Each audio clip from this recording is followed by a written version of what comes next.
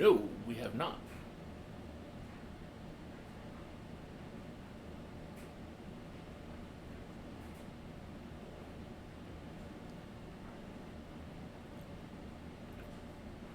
Current time is...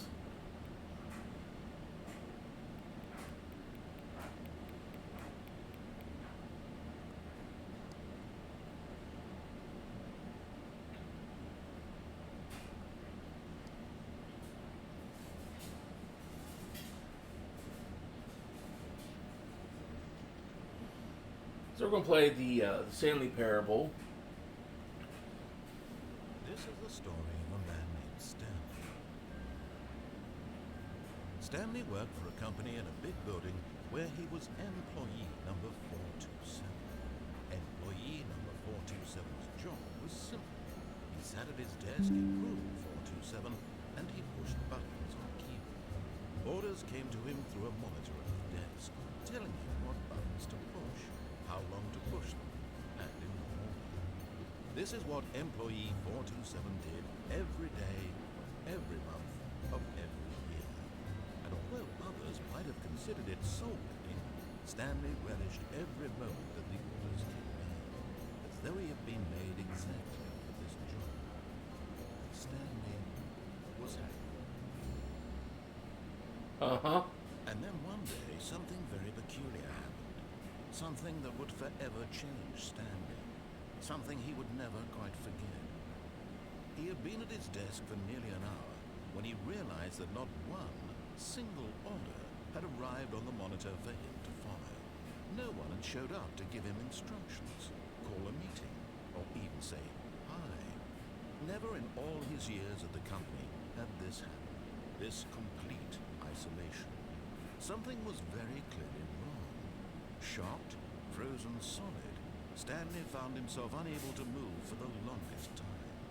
But as he came to his wits and regained his senses, he got up from his desk and stepped out of his office.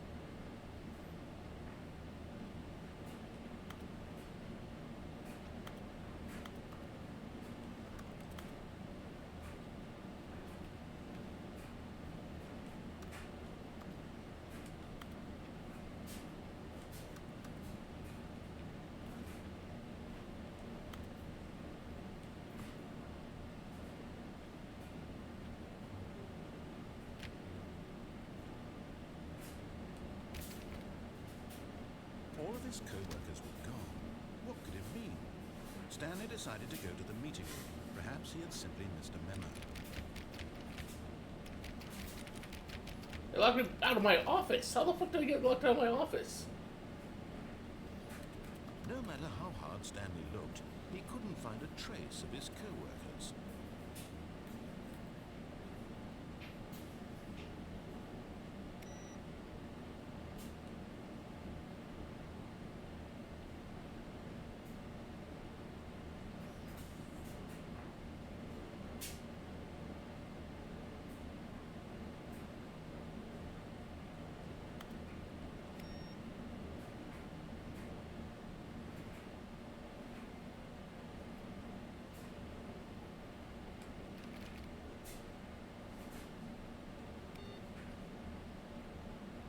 I don't know. Just good stewardship to turn off the computers.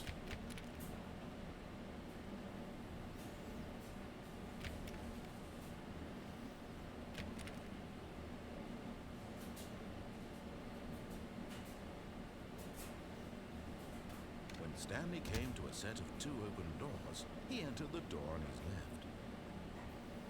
left. Okay.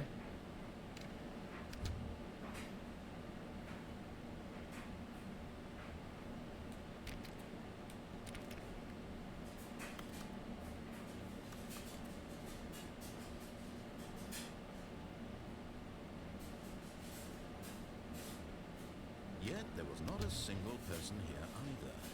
Feeling a wave of disbelief, Stanley decided to go up to his boss's office, hoping he might find an answer there.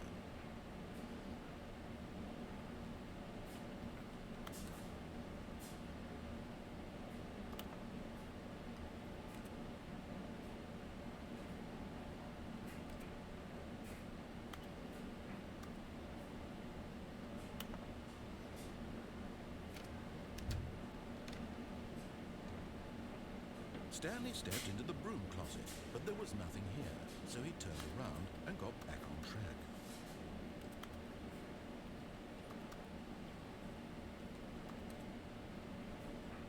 There was nothing here. No choice to make, no path to follow, just an empty broom closet. No reason to still be. Coming to a staircase, Stanley walked upstairs to his boss's office. No, we go towards the red light.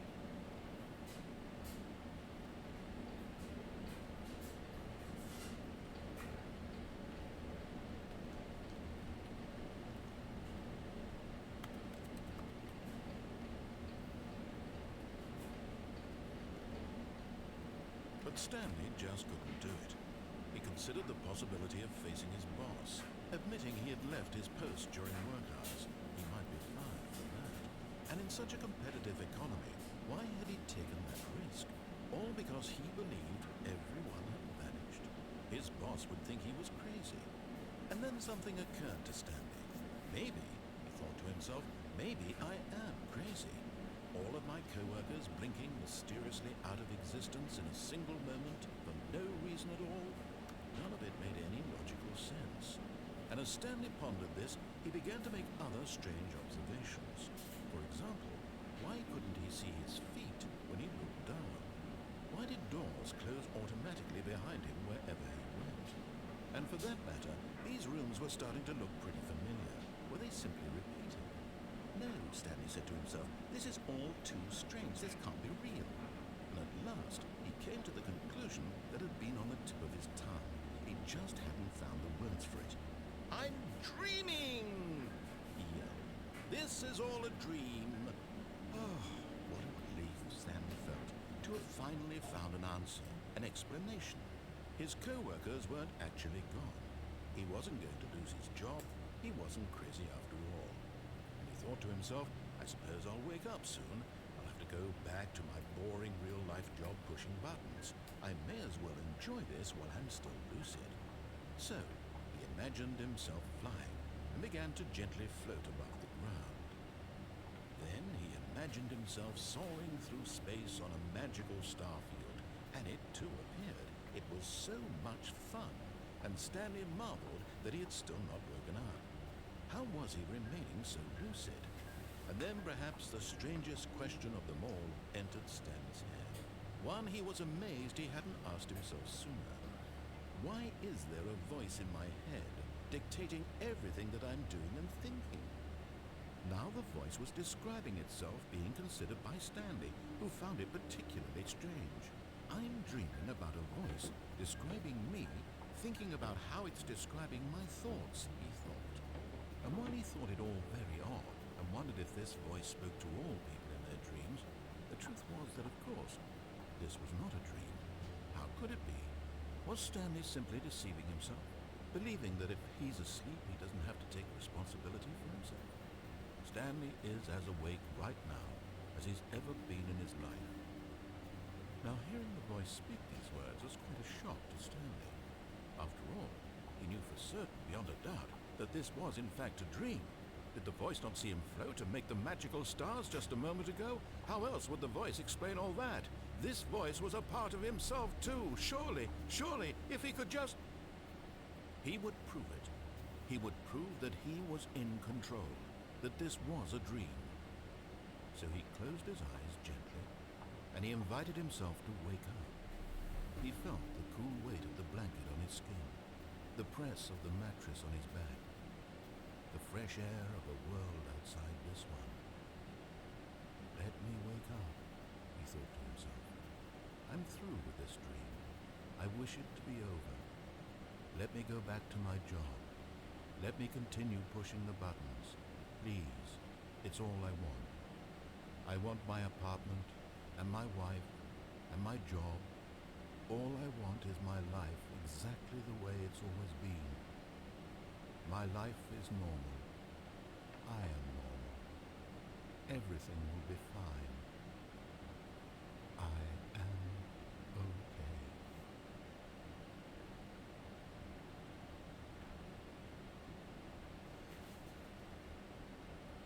Stanley began screaming. Please, someone, wake me up. My name is Stanley.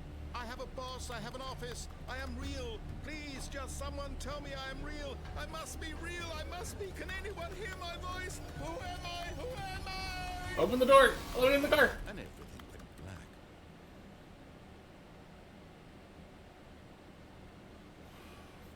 This is the story of a woman named Mariella. Mariella woke up on a day like any other. She arose, got dressed, gathered her belongings, and walked to her place of work. But on this particular day, her walk was interrupted by the body of a man who had stumbled through town talking and screaming to himself, and then collapsed dead on the sidewalk. And although she would soon turn to go call for an ambulance, for just a few brief moments, she considered the strange man. He was obviously crazy. This Well, much she knew. okay. Yeah. Everyone knows what Yeah. crazy Great. people look like. And in that moment, she thought to herself how lucky she was to be normal. I am sane. I am in control of my mind. I know what is real and what isn't. It was comforting to think this, and in a certain way, seeing this man made her feel better. But then she remembered the meeting she had scheduled for that day. The very important people whose impressions of her would affect her career, and by extension, the rest of her life. She had no time for this, so it was only a moment that she stood there, staring down at the body. And then she turned and ran. Yeah, that makes sense.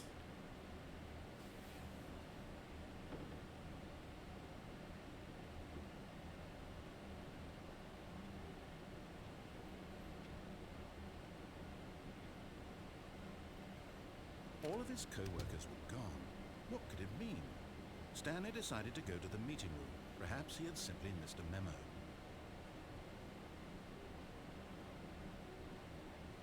When Stanley came to a set of 2 open doors, he entered the door on his left.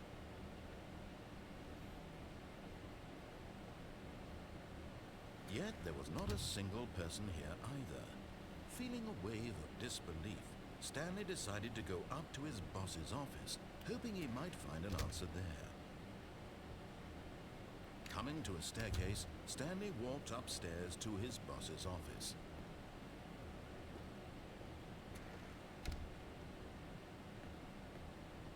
Stepping into his manager's office, Stanley was once again stunned to discover not an indication of any human life. Shocked, unraveled, Stanley wondered in disbelief who orchestrated this, what dark secret was being held from him.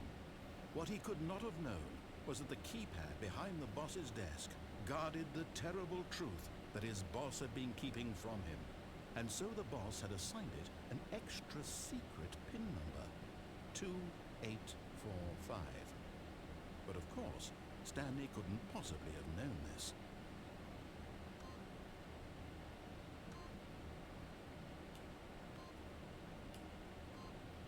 Yet incredibly, by simply pushing random buttons on the keypad, Stanley happened to input the correct code by sheer luck. Amazing.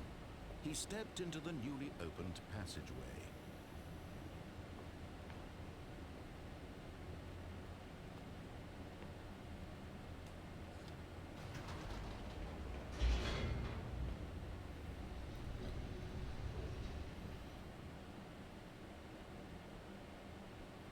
Descending deeper into the building, Stanley realized he felt a bit peculiar.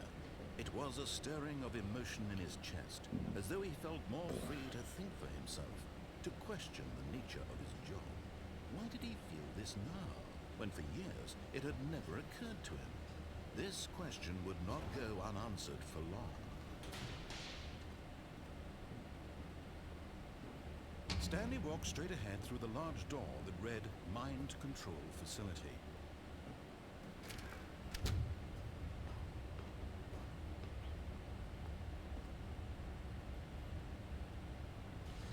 The lights rose on an enormous room packed with television screens. What horrible secret did this place hold? Stanley thought to himself. Did he have the strength to find out?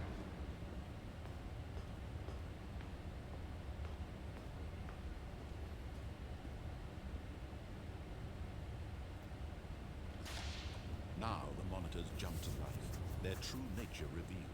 Each bore the number of an employee in the building, Stanley's co-workers. The lives of so many individuals reduced to images on a screen, and Stanley, one of them, eternally monitored in this place where freedom meant nothing.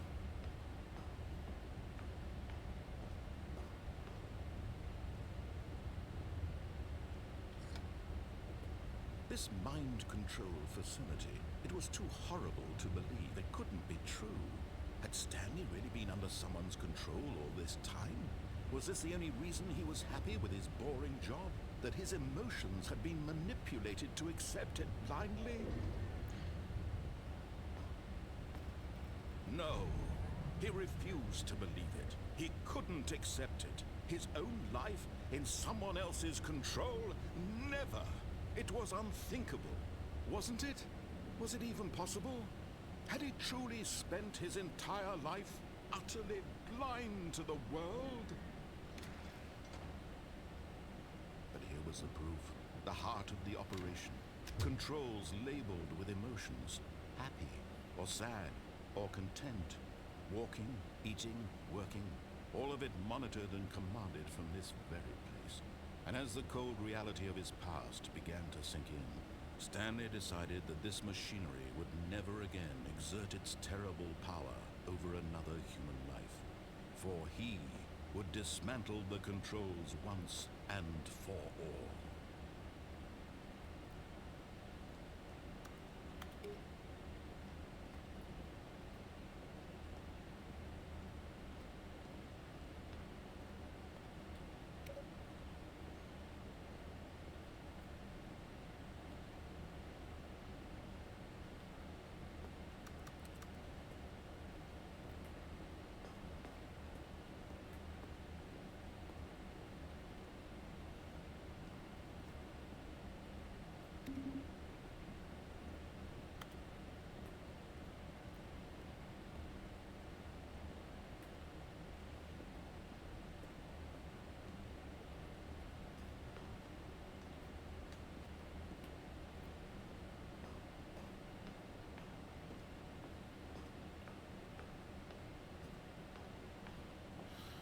And when at last he found the source,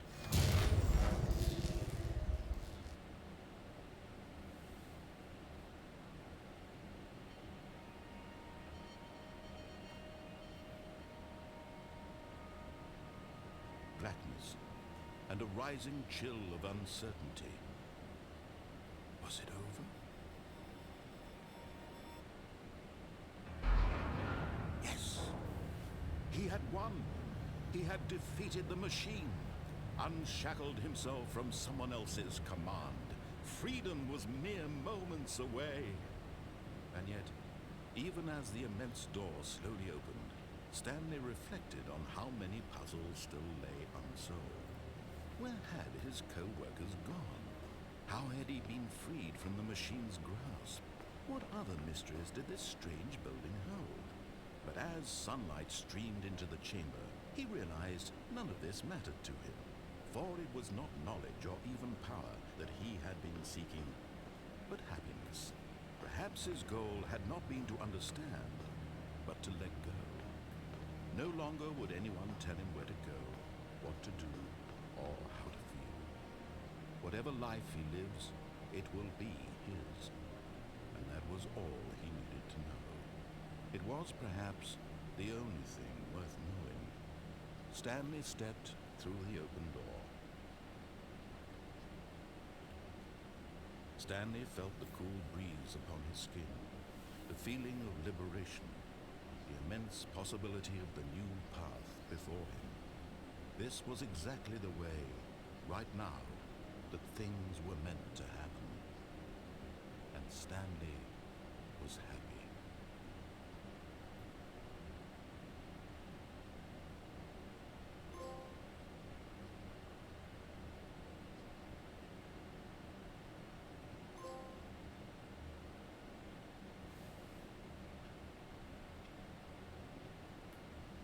All of his co-workers were gone.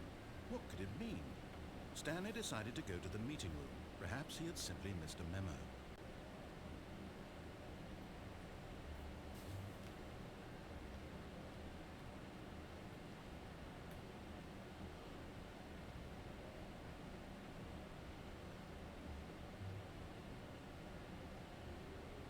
Stanley came to a set of 2 open doors. He entered the door on his left. Yet there was not a single person here either. Feeling a wave of disbelief, Stanley decided to go up to his boss's office. Hoping he coming to a staircase, Stanley walked upstairs to his boss's office.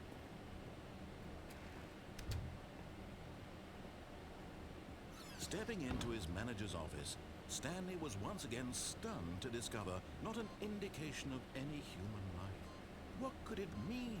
Stanley wondered aloud. Stanley was in such a rush to get through the story as quickly as possible, he didn't even have a single minute to just let the narrator talk. Nope. That kind of anxiety isn't healthy, so he relaxed for a few moments with some calming New Age music.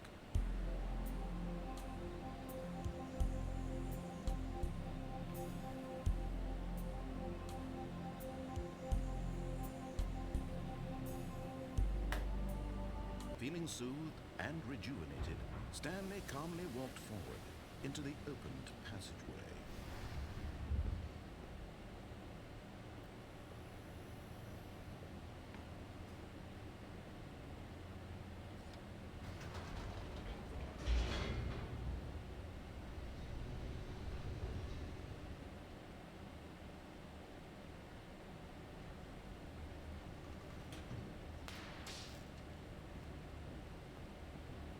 Stanley walked straight ahead through the large door that read Mind Control Facility.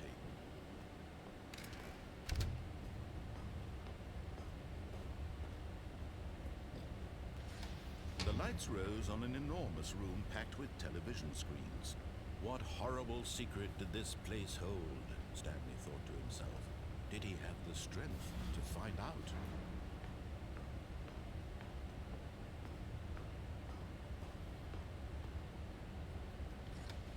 Now the monitors jumped to life, their true nature revealed. Each bore the number of an employee in the building, Stanley's co-workers. The lives of so many individuals reduced to images on a screen, and Stanley, one of them, eternally monitored in this place where freedom meant nothing.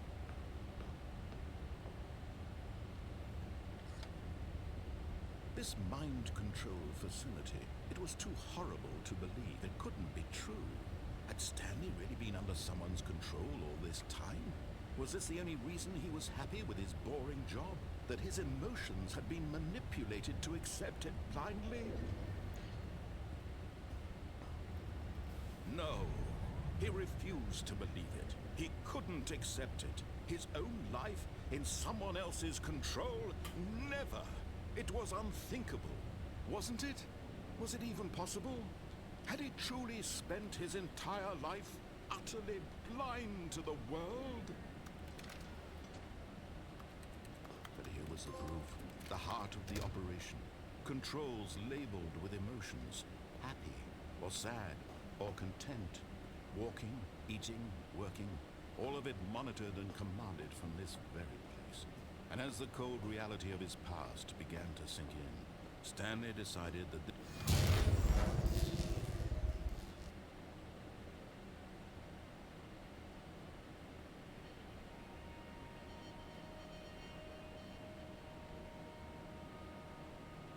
blackness and a rising chill of uncertainty. Was it over? Yes! He had won! He had defeated the machine, unshackled himself from someone else's command. Freedom was mere moments away. And yet, even as the immense door slowly opened, Stanley reflected on how many puzzles still lay unsolved. Where had his co-workers gone? How had he been freed from the machine's grasp? What other mysteries did this strange building hold? But as sunlight streamed into the chamber, he realized none of this mattered to him, for it was not knowledge or even power that he had been seeking, but happiness. Perhaps his goal had not been to understand, but to let go. No longer would anyone tell him where to go, what to do, or how to feel. Whatever life he lives, it will be his. And that was all he needed to know. It was perhaps the only thing worth knowing. Stanley stepped through the open door. Stanley felt the cool breeze upon his skin, the feeling of liberation, the immense possibility of the new path before him. This was exactly the way, right now, that things were meant to happen. And Stanley was happy.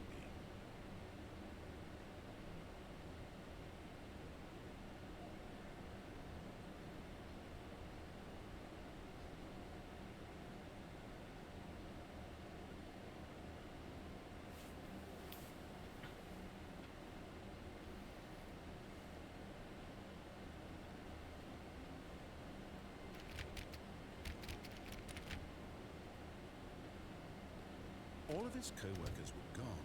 What could it mean? Oh, please. Are you really just doing this for the trophy? Click a door 5 times? Is that all you think a trophy is worth? No. I can't just give these merits away for such little effort. A measly 5 clicks? Now, suppose you were to click the door 20 times. I would say that's the kind of effort that warrants recognition. I have to say, I'm still not feeling the satisfaction of witnessing true effort for a noble cause. Perhaps 50 clicks will do it. Yes, almost certainly 50 clicks.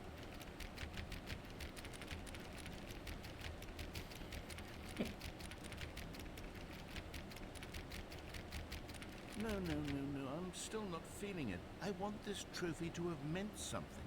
It has to be a true reward for valiant effort. I want to see some hustle, Stanley. I want to see commitment, a willingness to go all the way no matter the cost. Why don't you go put 20 clicks into door number 417?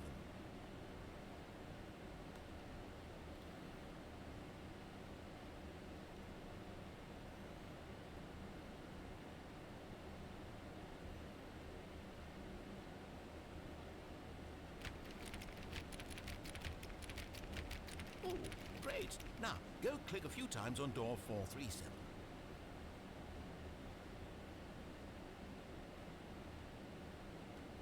Excellent. I think we're getting somewhere. Now, door 415. Let's give it 10 clicks or so.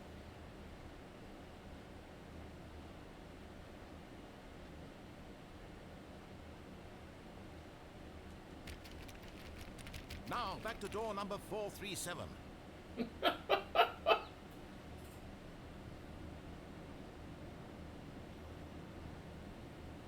Let's see. How about you click on, well, I don't know, the copy machine? All right, back to room 417. I'm really feeling it now. I think we're getting somewhere. Okay. Okay, now go climb on employee 419's desk.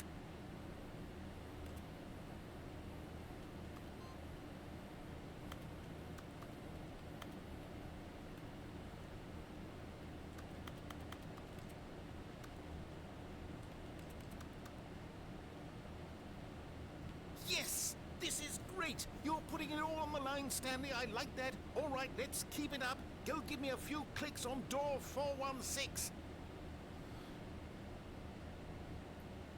We've almost got it! Now the copy machine, do that one again! Is there close to your copying machine? Doesn't look like it.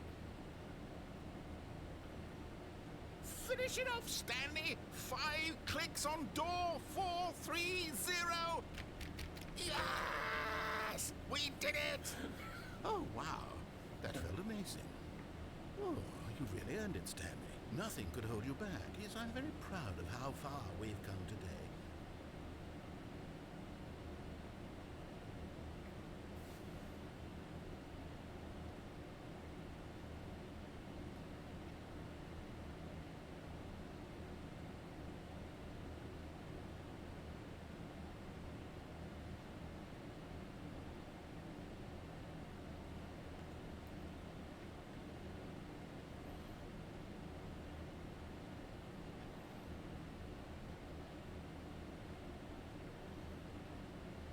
Stanley came to a set of two open doors, he entered the door on his left.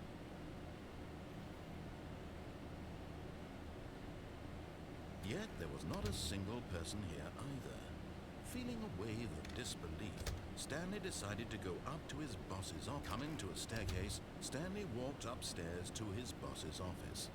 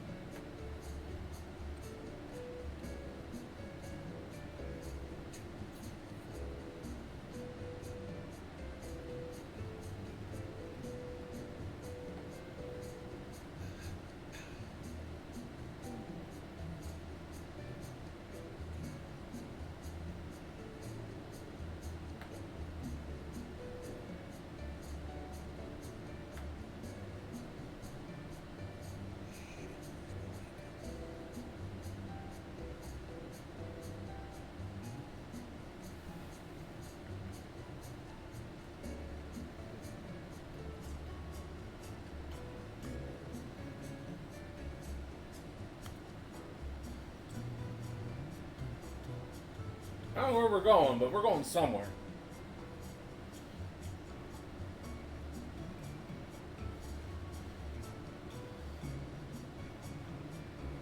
You can hear the narrator going along with the music in the background.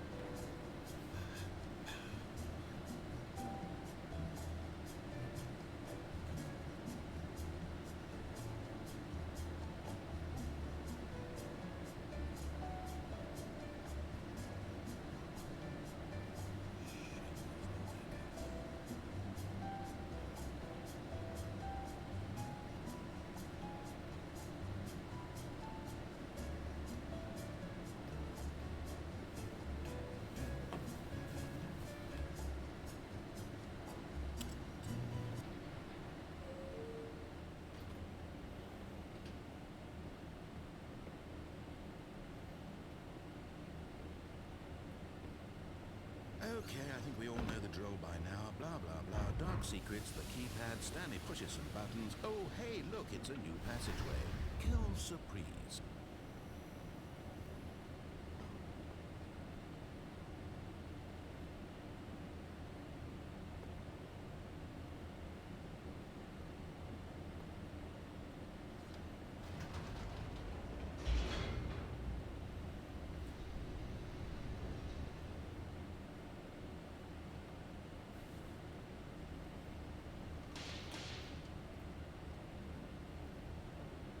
Stanley walked straight ahead through the large door that read Mind Control Facility. Although this passageway had the word Escape written on it, the truth was that at the end of this hall, Stanley would meet his violent death.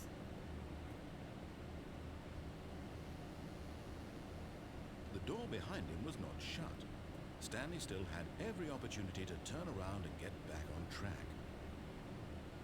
At this point, Stanley was making a conscious, concerted effort to walk forward and willingly confront his death.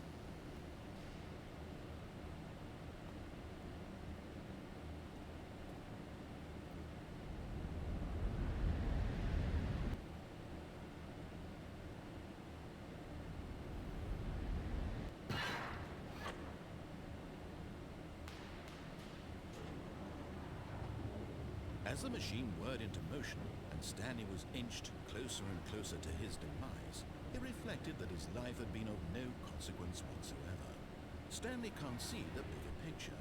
He doesn't know the real story, trapped forever in his narrow vision of what this world is. Perhaps his death was of no great loss, like plucking the eyeballs from a blind man. And so he resigned and willingly accepted this violent end to his brief and shallow life. Farewell, Stanley.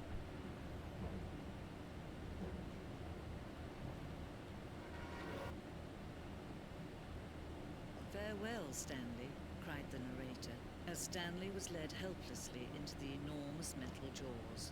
In a single visceral instant, Stanley was obliterated as the machine crushed every bone in his body, killing him instantly. Or not.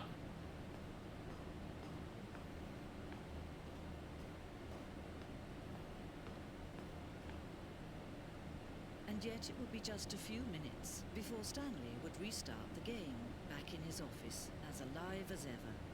What exactly did the narrator think he was going to accomplish? When every path you can walk has been created for you long in advance, death becomes meaningless, making life the same. Do you see now? Do you see that Stanley was already dead from the moment he hit start?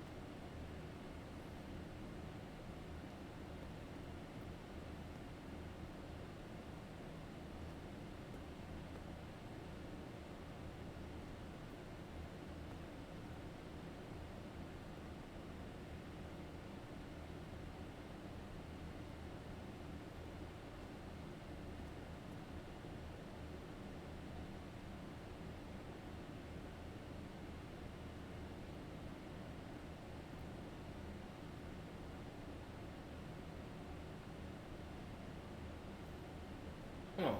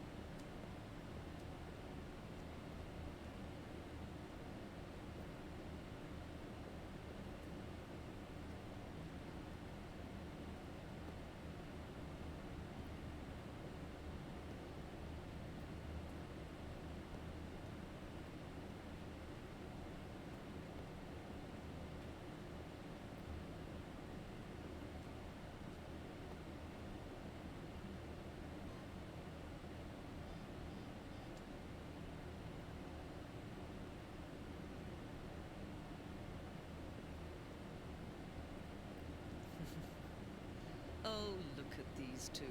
How they wish to destroy one another. How they wish to control one another. How they both wish to be free.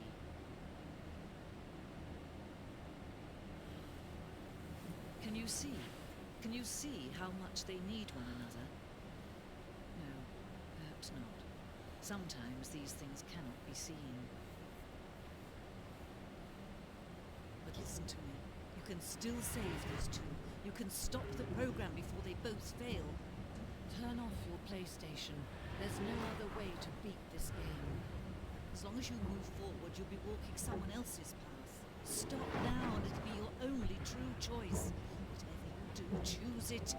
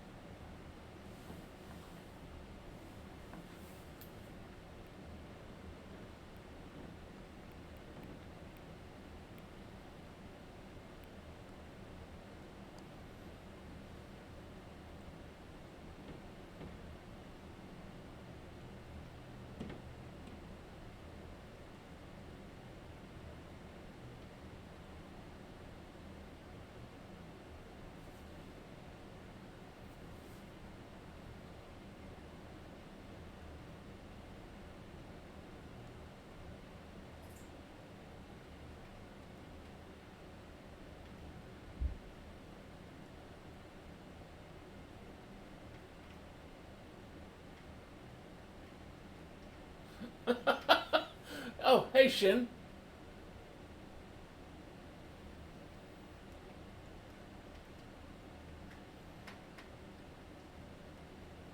This is the story of a man named Stanley. Stanley worked for a company in a big...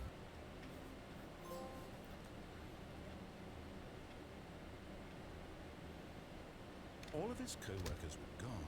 What could it mean? Stanley decided to go to the meeting room. Perhaps he had simply missed a minute. Okay, so we're going to try not exiting off the place, or exiting out of the game Stanley during came to that. a set of two open doors. He entered the door on his left.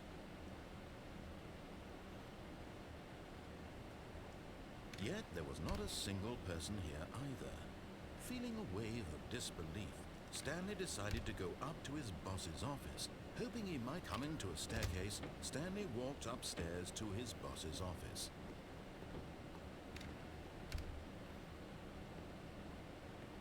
Stepping into his manager's office, Stanley was once again stunned to discover not an indication of any human life. Shocked, unraveled, Stanley wondered in disbelief who Stanley was in such a rush to get through the story as quickly as possible, he didn't even have a single minute to just let the narrator talk. That kind of anxiety isn't healthy, so he relaxed for a few moments with some calming New Age music.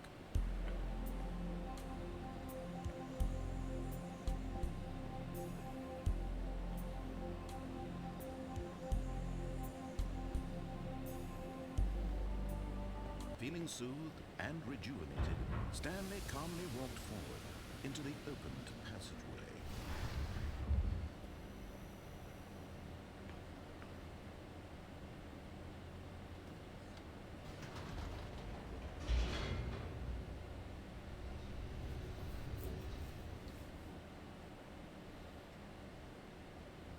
Descending deeper into the building, Stanley realized he felt a bit peculiar.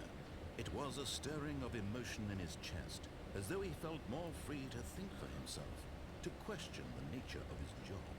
Why did he feel this now, when for years it had never occurred to him? This You're thankful you get to would see not go outdoors? unanswered for long. Stanley walked straight ahead through the large door that read Mind Control Facility. Although this passageway had the word escape written on it, the truth was that at the end of this hall, Stanley would meet his violent death. Well, it's too dark to see outside right now for me. Stanley still had every opportunity to turn around and get back on track. At this point, Stanley was making a conscious, concerted effort to walk forward and willingly confront his death.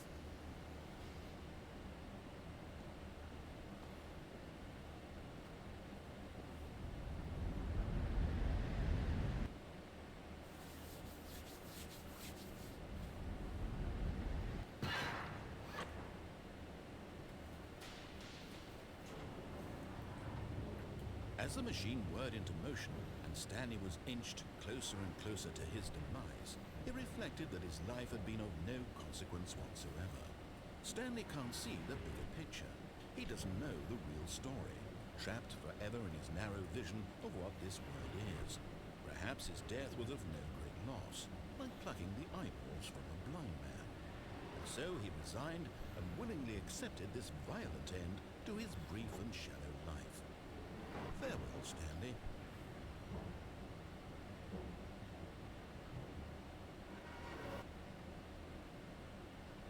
Farewell, Stanley, cried the narrator, as Stanley was led helplessly into the enormous metal jaws.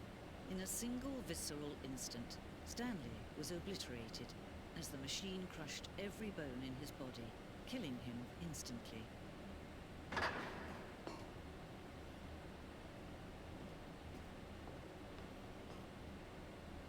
And yet it would be just a few minutes before Stanley would restart the game, back in his office, as alive as ever. What exactly did the narrator think he was going to accomplish? When every path you can walk has been created for you long in advance, death becomes meaningless, making life the same. Do you see now? Not Do you see that really. Stanley was already dead I don't from think. the moment he hit start?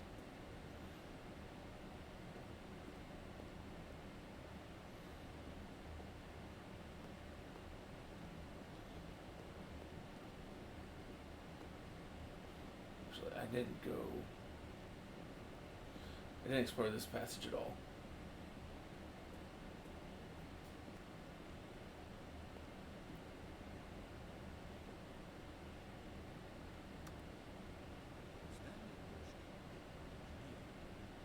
Now look closely, Stanley. See how it's impossible for the player to do anything in this room. Perfect example of poor level design, textbook mistake. It's the kind of thing you pick up on intuitively if you have even the most fundamental understanding of good and bad games. It's more like just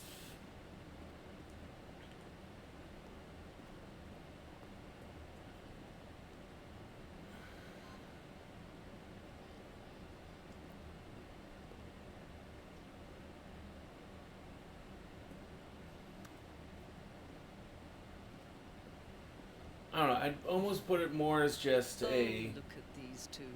How they wish to destroy one another. How they It's wish not to really control anything in one another. particular How they in both that wish to respect that it's defeat. going for.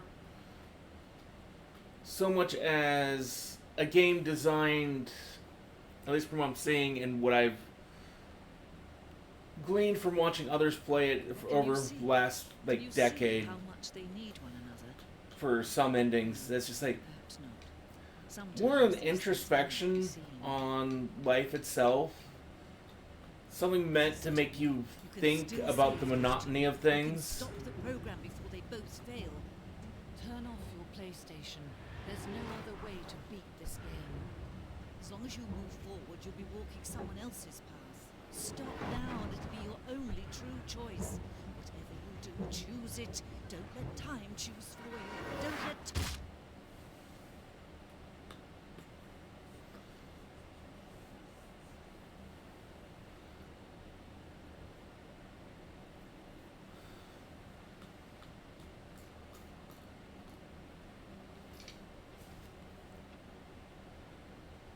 All of his co-workers were gone.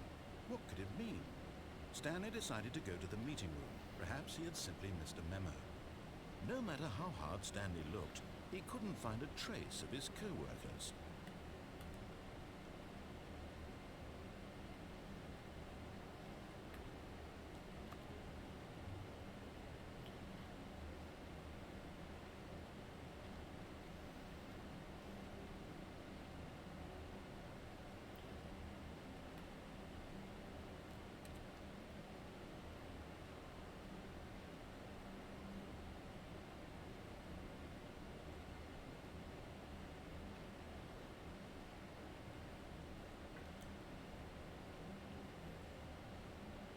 When Stanley came to a set of two open doors, he entered the door on his left. This was not the correct way to the meeting room, and Stanley knew it perfectly well. Perhaps he wanted to stop by the employee lounge first, just to admire it. Ah, yes, truly a room worth admiring. It had really been worth the detour after all, just to spend a few moments here in this immaculate, beautifully constructed room. Stanley simply stood. Oh, I mean, there's a little bit of that in here. There's a little bit of just, do you just go along following the instructions provided to you, or do you choose your own path? Really, really worth it being here in the room. A room so utterly captivating that even though all your co-workers have mysteriously vanished, here you sit looking at these chairs and some paintings. Really worth it. But eager to get back to business, Stanley took the first open door on his left. I could do that.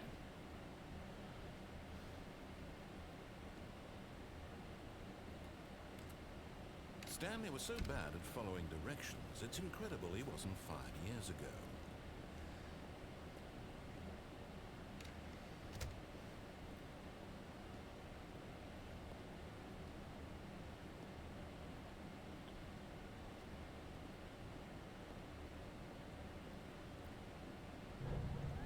Look, Stanley, I think perhaps we've gotten off on the wrong foot here. I'm not your enemy, really, I'm not. I realize that investing your trust in someone else can be difficult, but the fact is that the story has been about nothing but you all this time. There's someone you've been neglecting, Stanley. Someone you've forgotten about. Please, stop trying to make every decision by yourself. Now, I'm not asking for me, I'm asking for her. This is it, Stanley. Your chance to redeem yourself. To put your work aside. To let her back into your life. She's been waiting.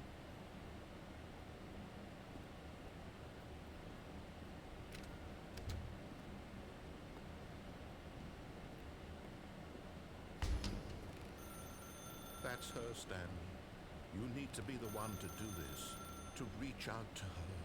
If you can truly place your faith in another, then pick up the phone. Universe dying, changing around me. You as you have a flesh echo of use. Oh, Stanley, is that you? Hold on, sweetie. Sorry to keep you waiting. I'm just pulling the bread out of the oven. All right.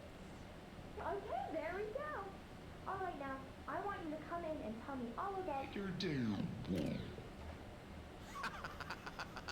Gotcha. Dick. Oh, come on. Did you actually think you had a loving wife? They'd want to commit their life to you. I'm trying to make a point here, Stanley. I'm trying to get you to see something. Come inside. Let me show you what's really going on here. This is a very sad story about the death of a man named Stanley. Stanley is quite a boring fellow. He has a job that demands nothing of him, and every button that he pushes is a reminder of the inconsequential nature of his existence.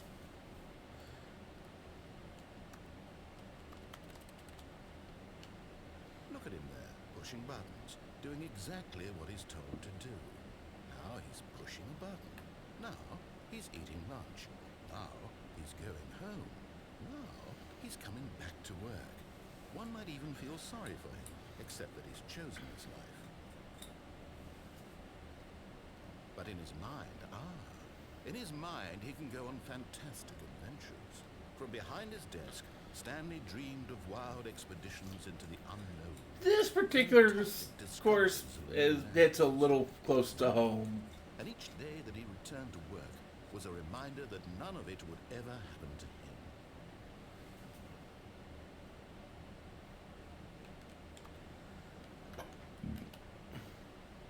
And so he began to fantasize about his own job.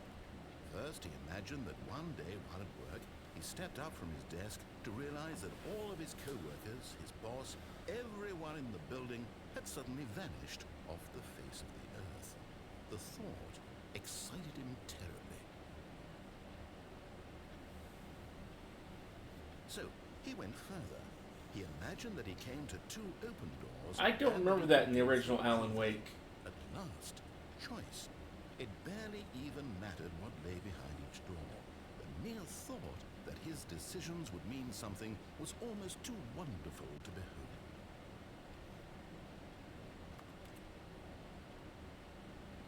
As he wandered through this fantasy world, he began to fill it with many possible paths and destinations. Down one path lay an enormous round room with monitors and mind controls. And down another was a yellow line that weaved in many directions. Oh. Down another was a game. So they changed stuff with the and remake? he called it the I would have figured that would have been something like maybe an Alan Wake 2, which I haven't gotten around to playing. It was such a wonderful fantasy, and so in his head he relived it again, and then again, and again, over and over, wishing beyond hope that it would never end, that he might always feel this free. Surely there's an answer down some new path, mustn't there be? Perhaps if he played just one more time. But there is no answer. How could there possibly be? In reality, all he's doing is pushing the same buttons he always has. Nothing's changed. The longer he spends here, the more invested he gets, the more he forgets which life is the real one. And I'm trying to tell him this, that in this world he can never be anything but an observer, that as long as he remains here, he's slowly killing himself. But he won't listen to me. He won't stop. Here, watch this. Stanley, the next time the screen asks you to push a button, do not do it. You see? Can he just not hear me? How can I tell him in a way that he'll understand that every second he remains here, he's electing to kill himself? How can I get him to see what I see? How can I make him look at himself?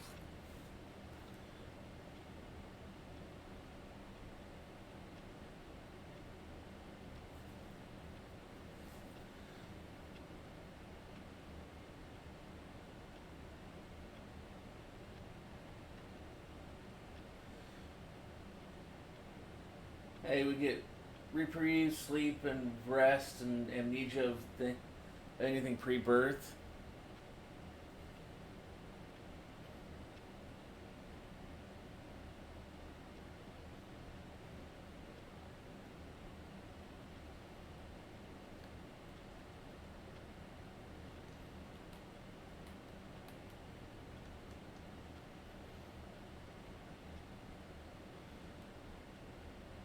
Give a few moments without pressing it to see if the narrator does anything here.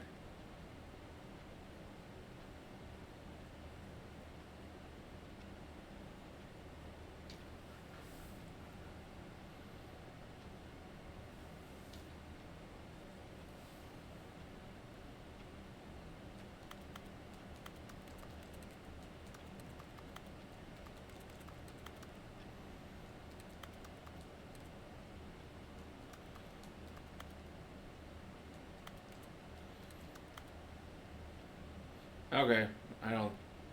Suppose I can't, not in the way I want him to. But I don't make the rules. I simply play to my intended purpose, the same as Stanley. We're not so different, I suppose. I'll try once more to convey all this to him. I'm compelled to. I must. Perhaps, well, maybe this time you'll see. Maybe this time. And I tried again. And Stanley pushed a button. And I tried again. And Stanley pushed a button. And I tried.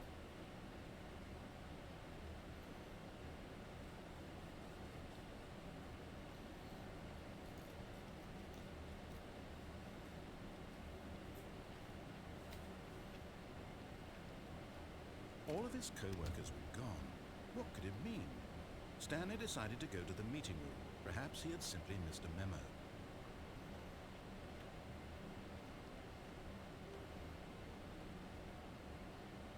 When Stanley came to a set of two open doors, he entered the door on his left.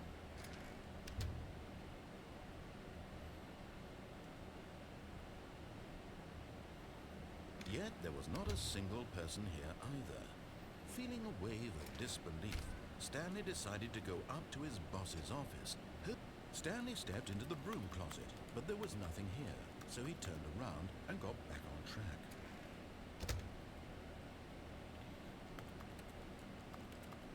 Well, hide in the closet for a moment. There was nothing here. No choice to make, no path to follow, just an empty broom closet. no reason to still be here. Uh-huh.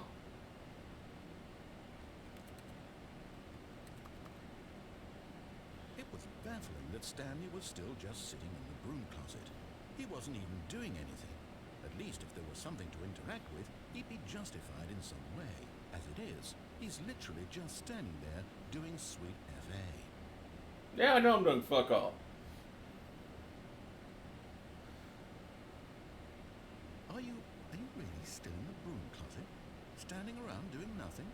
Why? Please offer me some explanation here. I'm genuinely confused. Because I realize that in some of these things, if I probably do something, it's going to annoy the narrator. And just You do realize the that fact that that they've choice prepared and for these decisions if I'd is said rather Stanley interesting. walked past the broom closet, at least you would have had a reason for exploring it to find out.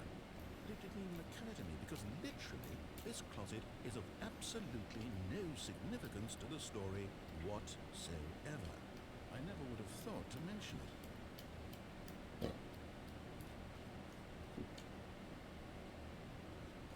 Maybe to you this is somehow its own branching path.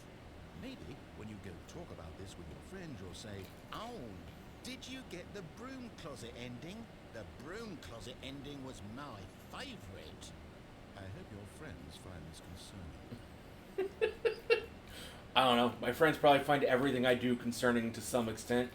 Stanley was fat and ugly and really, really stupid. He probably only got the job because of a family connection. That's how stupid he is. That or with drug money. Also, Stanley is addicted to drugs and hookers.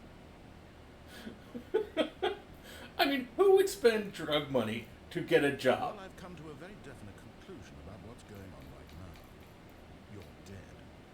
You got to this broom closet, explored it a bit, and were just about to leave because there's nothing here, when a physical malady of some sort shut down your central nervous system and you collapsed in front of your screen. Well, in a situation like this, the responsible thing is to alert someone nearby so as to ensure that your body is taken care of before it begins to decompose. Hello? Anyone who happens to be nearby? The person of this computer is dead. They have fallen prey to any number of your countless human physiological vulnerabilities. It's indicative of the long-term sustainability of your species.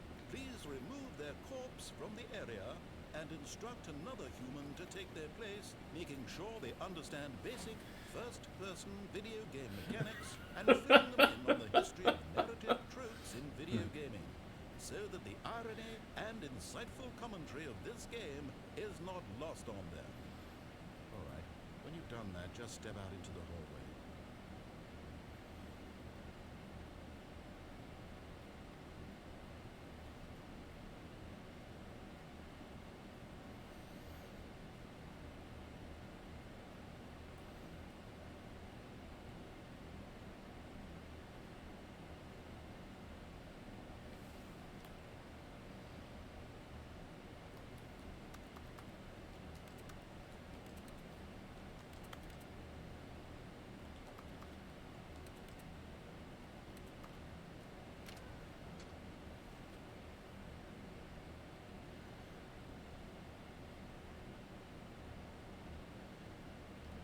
Ah, second player. It's good to have you on board. I guarantee... You too? Unbelievable. I'm at the mercy of an entire species of invalids. Perhaps there's a monkey nearby you can hand the controls to. A fish? Fungus? Look, you can hammer out the details. I'm not particularly picky. I'll just be waiting for when you're ready to pick up the story again.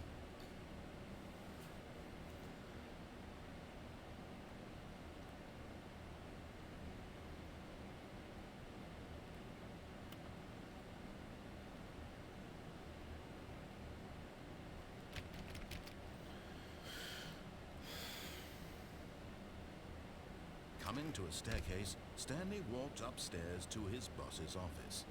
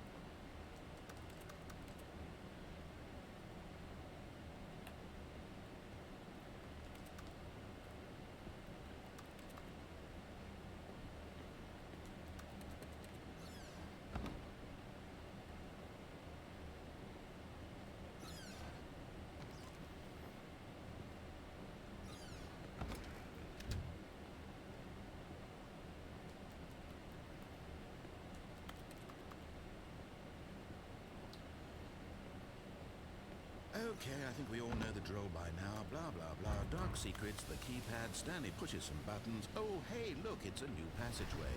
Kill surprise.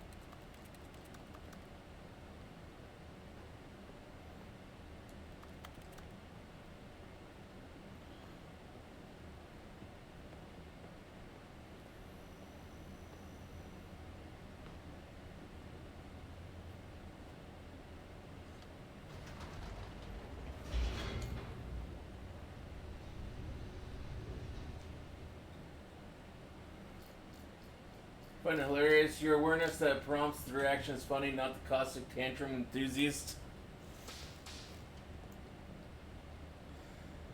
Stanley walks straight ahead through I mean, I've seen some of these endings. There's a lot, though, I don't think I've ever seen.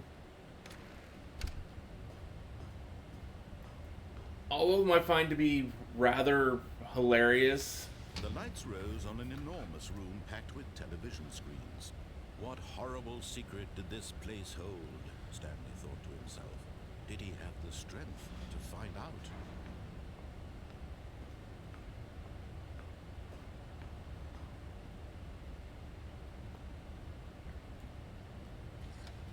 Now the monitors jumped to life, their true nature revealed. Each bore the number of an employee in the building, Stanley's co-workers. The lives of so many individuals reduced to images on a screen, and Stanley, one of them, eternally monitored in this place where freedom meant nothing.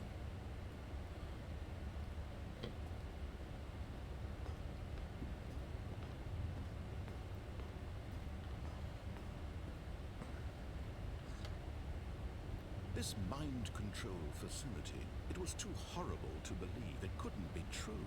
Had Stanley really been under someone's control all this time? Was this the only reason he was happy with his boring job? That his emotions had been manipulated to accept it blindly? No. He refused to believe it. He couldn't accept it. His own life in someone else's control? Never. It was unthinkable. Wasn't it? Was it even possible? Had he truly spent his entire life utterly blind to the world? But here was the proof. The heart of the operation. Controls labeled with emotions. Happy, or sad, or content. Walking, eating, working. All of it monitored and commanded from this very place.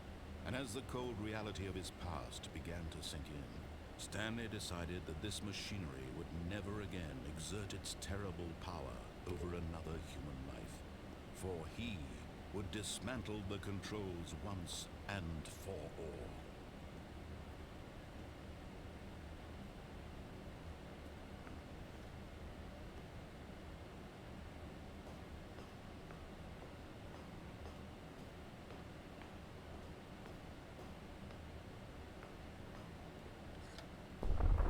Stanley, you didn't just activate the controls, did you?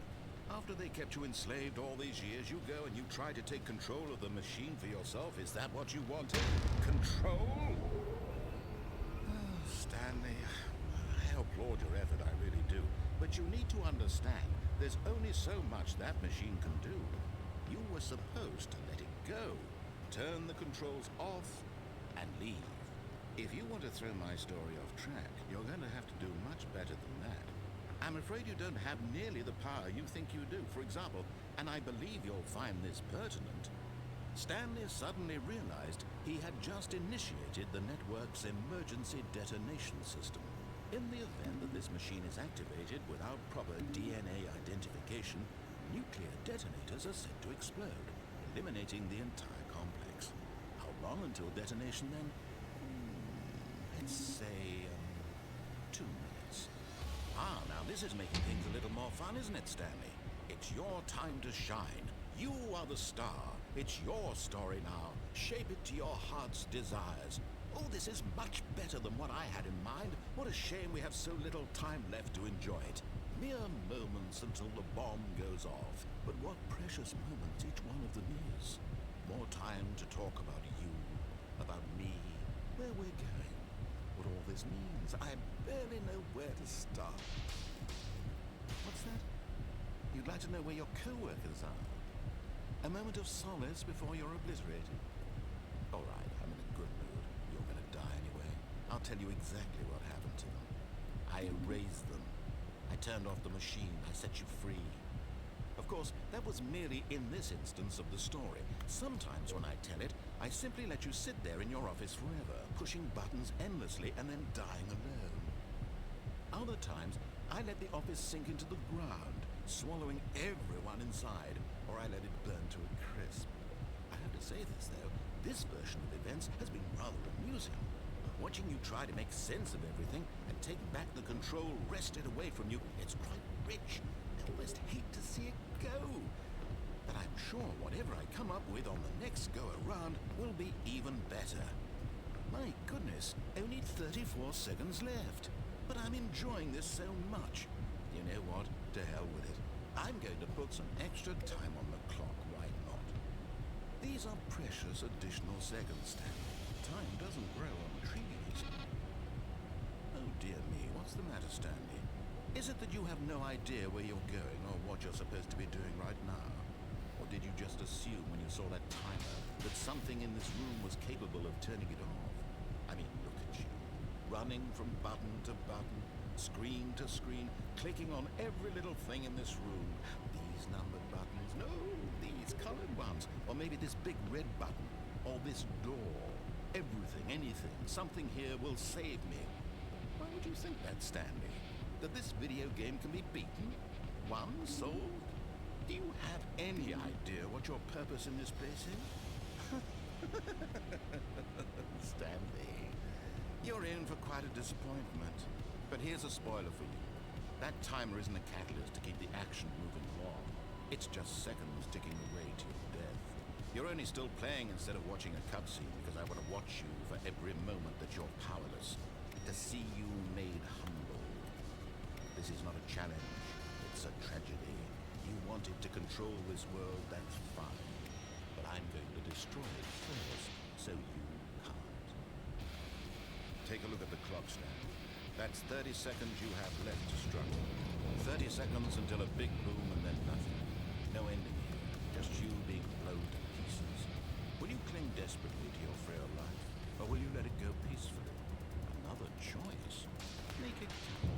Or don't. It's all the same to me. All a part of the joke. And believe me, I will be laughing at every second of your inevitable life from the moment we fade in until the moment I say, happily ever after. You wouldn't care about such a reason that you would wish the higher power out there's in charge of my soul and my fate would fate everyone for the brightest and best things. He'll die, but he'll respawn. All of his co-workers were gone. What could it mean? Stanley decided to go to the meeting room. Perhaps he had simply missed a memo. No matter how hard Stanley looked, he couldn't find a trace of his co-workers.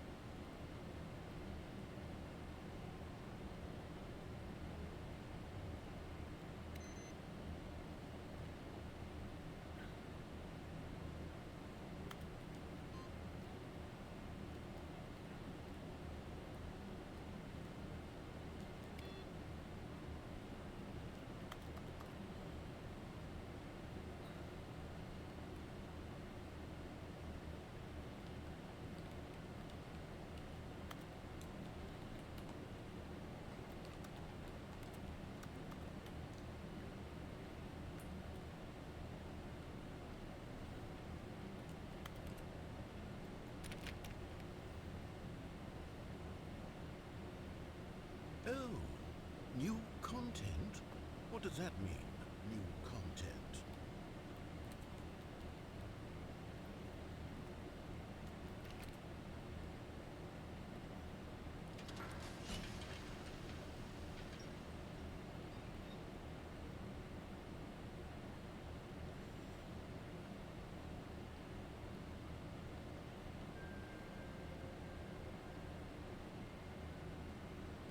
Hello, and thank you for playing the Stanley Parable Ultra Deluxe. As you may know, the Stanley Parable was a video game released in 2013 on home computers. After receiving critical and commercial success, It was expanded upon in 2022 with the Stanley Parable Ultra Deluxe, a reimagining of the game for consoles and home computers. The Stanley Parable Ultra Deluxe features exciting new content that broadens and expands the world of the Stanley Parable, delighting audiences the world over. Please, step inside and see what thrilling new adventures await in the Stanley Parable Ultra Deluxe. Oh, well, this sounds delightful.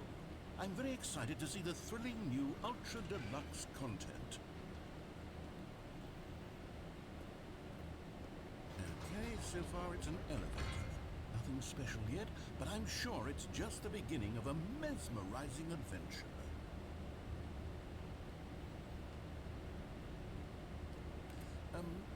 Is it broken? What's going on here? Should we be moving somewhere or... Oh, there we go. All right, finally, at long last, it's on to the new content. I've never been more ready. Let's do it.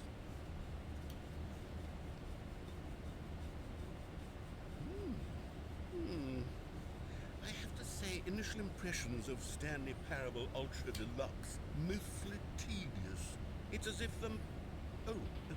Let's see the content. Give me the content, Stanley. All right, let's see. It's the jump circle.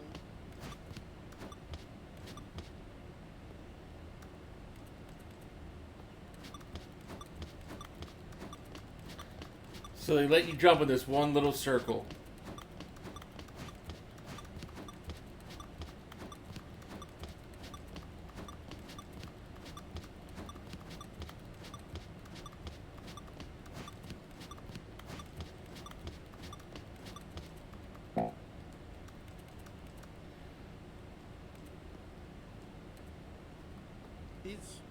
Is that it?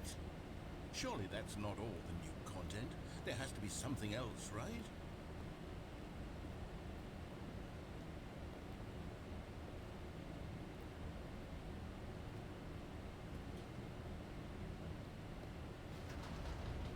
Goodness, another elevator. Stanley, At least this one works. Initial impressions of this game are not positive. It's just elevators and jumping. Is this what passes for exciting new content? If this is new content, then I could just read you the whole dictionary. There's 20 hours of new content right there. Hell, I could count to 30 trillion. You could put that on the box. The Stanley Parable Ultra Deluxe, now with over 1,000 hours of new content. And oh, wait. There's more. Very good. Yes. I knew there had to be something else. Let's see it. I'm ready for whatever it is.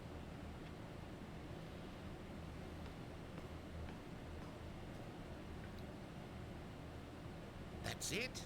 Oh, you've got to be kidding me. You see, Stanley?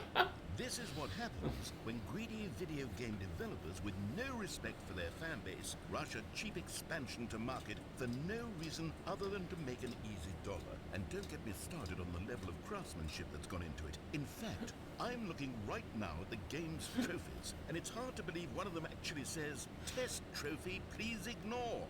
What quality assurance department signed off on this? I'm infuriated and I'm offended, and I intend to find these people on Twitter and hold them personally accountable. It's my fault, Stanley. I built up too much anticipation around the new content, I'm afraid. It could never have lived up to such expectations. If you're still with me, why don't we just reset the game, and we'll try to get back to what the Stanley Parable is really about. No frills, no gimmicks, just you and me having a... This aged hilariously. What do you say, friend?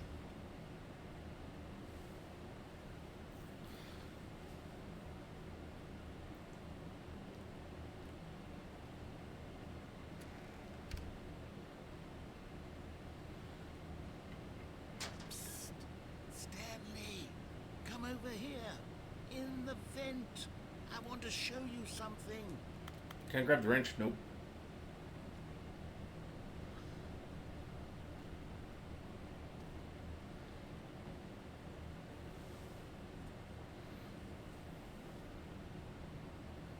For mention of Twitter. Okay, you remember remember how cheap and unsatisfying the new Ultra Deluxe content turned out to be? Well, it got me thinking about the past and how much better the Stanley Parable used to be. So I made something special and tucked it away here where the game's developers won't find it. Just our little secret. Take a look.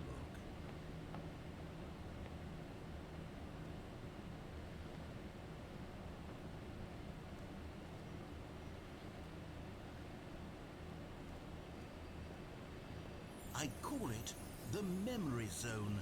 It's where I've been storing all my favorite memories so I can relive the peak experiences of my life whenever I want.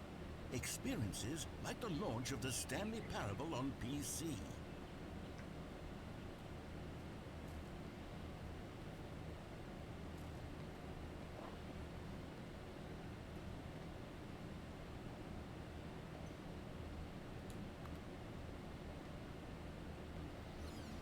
You see, Stanley, doesn't the Memory Zone remind you of how wonderful Stanley Parable was before it was sullied with a cheap PlayStation port? Remember back in October of 2013, when the game originally launched? Back then, video games had integrity. Back then, it all meant something. Oh, the waste.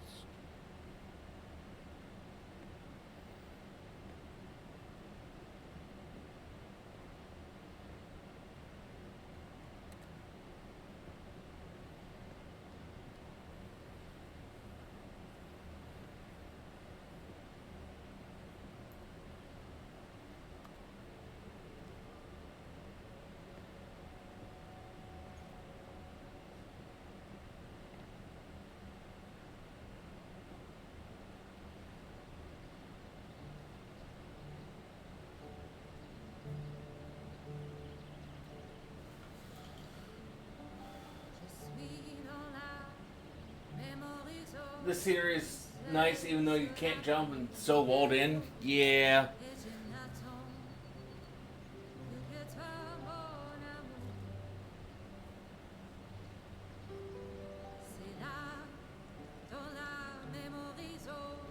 And over here is where I keep reviews of the Stanley Parable. Like this stunning triumph of games journalism, 10 out of 10 from Destructoid.com. James Stephanie Sterling writes, and I quote, "Where so many games that aspire to be more than games end up less than any form of art, Stanley Parable strives and then succeeds to be every game ever created." Did you hear that, Stanley? Every game ever created. That's how grand and all-encompassing the original Stanley Parable was. It was literally every game ever created. It was Skyrim, it was Persona 3, it was all of them, and now it's nothing. It's no games at all. It isn't even the Stanley Parable anymore. It's just a husk now. A lifeless husk with an hour of new elevator content.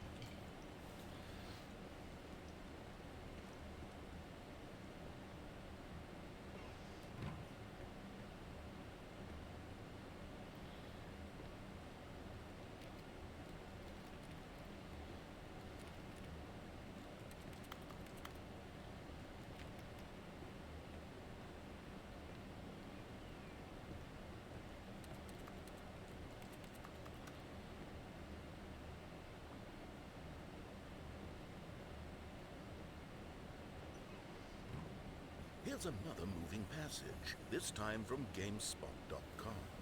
The Stanley Parable is both a richly stimulating commentary on the nature of these choice authors. in games, and one that offers some of the most enjoyable, surprising, and rewarding choices I've ever been confronted with in a game. 9 out of 10. Don't you get it, Stanley? The game was perfect. It didn't need anything else. It didn't need new content. All they had to do was transport it in pristine condition along to the PlayStation, boom, done. And they couldn't even do that. Couldn't resist the urge to go meddling with a beloved franchise.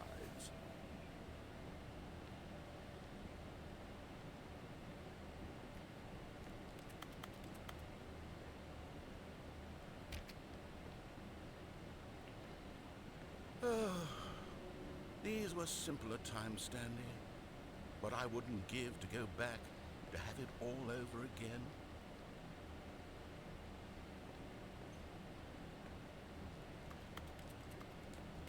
I want to go to the serious room. Won't let me go to the serious room.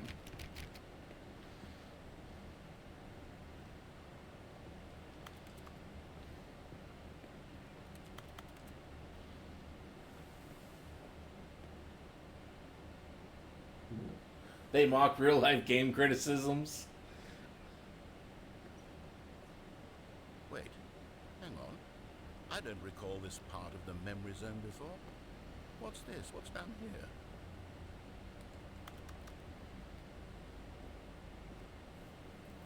Oh no, oh God, no, Stanley. It's a collection of reviews from Pressurized Gas, the extremely popular online storefront for computer games.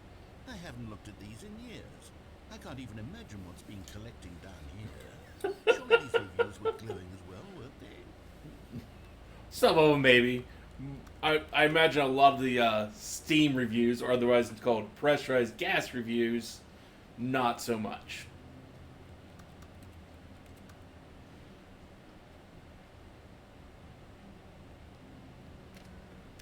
Honestly, I could not be bothered to play this game to full completion. The narrator is obnoxious and unfunny, with his humor and dialogue proving to be more irritating than entertaining. Unfunny! I'm not trying to be funny. I'm trying to make a serious work of art.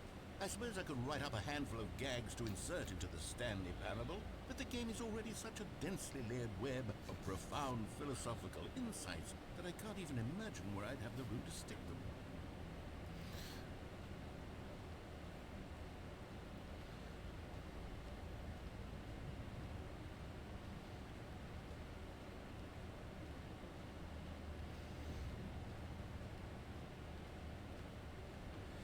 I wonder if they tried to call it Steam on the containers and then got in trouble, so then they changed it to pressurized gas.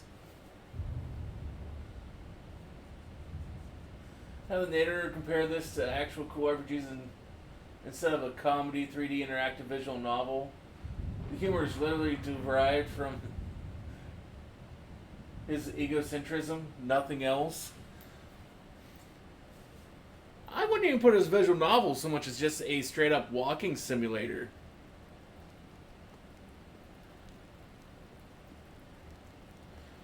Because usually walking simulators do a far better job at trying to create philosophical discourse. Okay, let's see what this one says. Whereas visual novels try to go after moral discourse. Non-linear games, this preachiness gets annoying fast. Preachy? Stanley, I'm not preachy, am I? You can tell me if I'm preachy. Honestly, you can. Oh, goodness. This is actually quite shocking for me. Well, to be honest, I had always thought of the game's dialogue as being rather terse to begin with. You can't know how much fluff I cut from the game to get it to feel as light and airy as it... Well, I always thought it did. But maybe it wasn't. Dear, what an awful memory to have to hold on to. These black marks are my otherwise unimpeachable track record. I feel like a failure. Like I let these people down.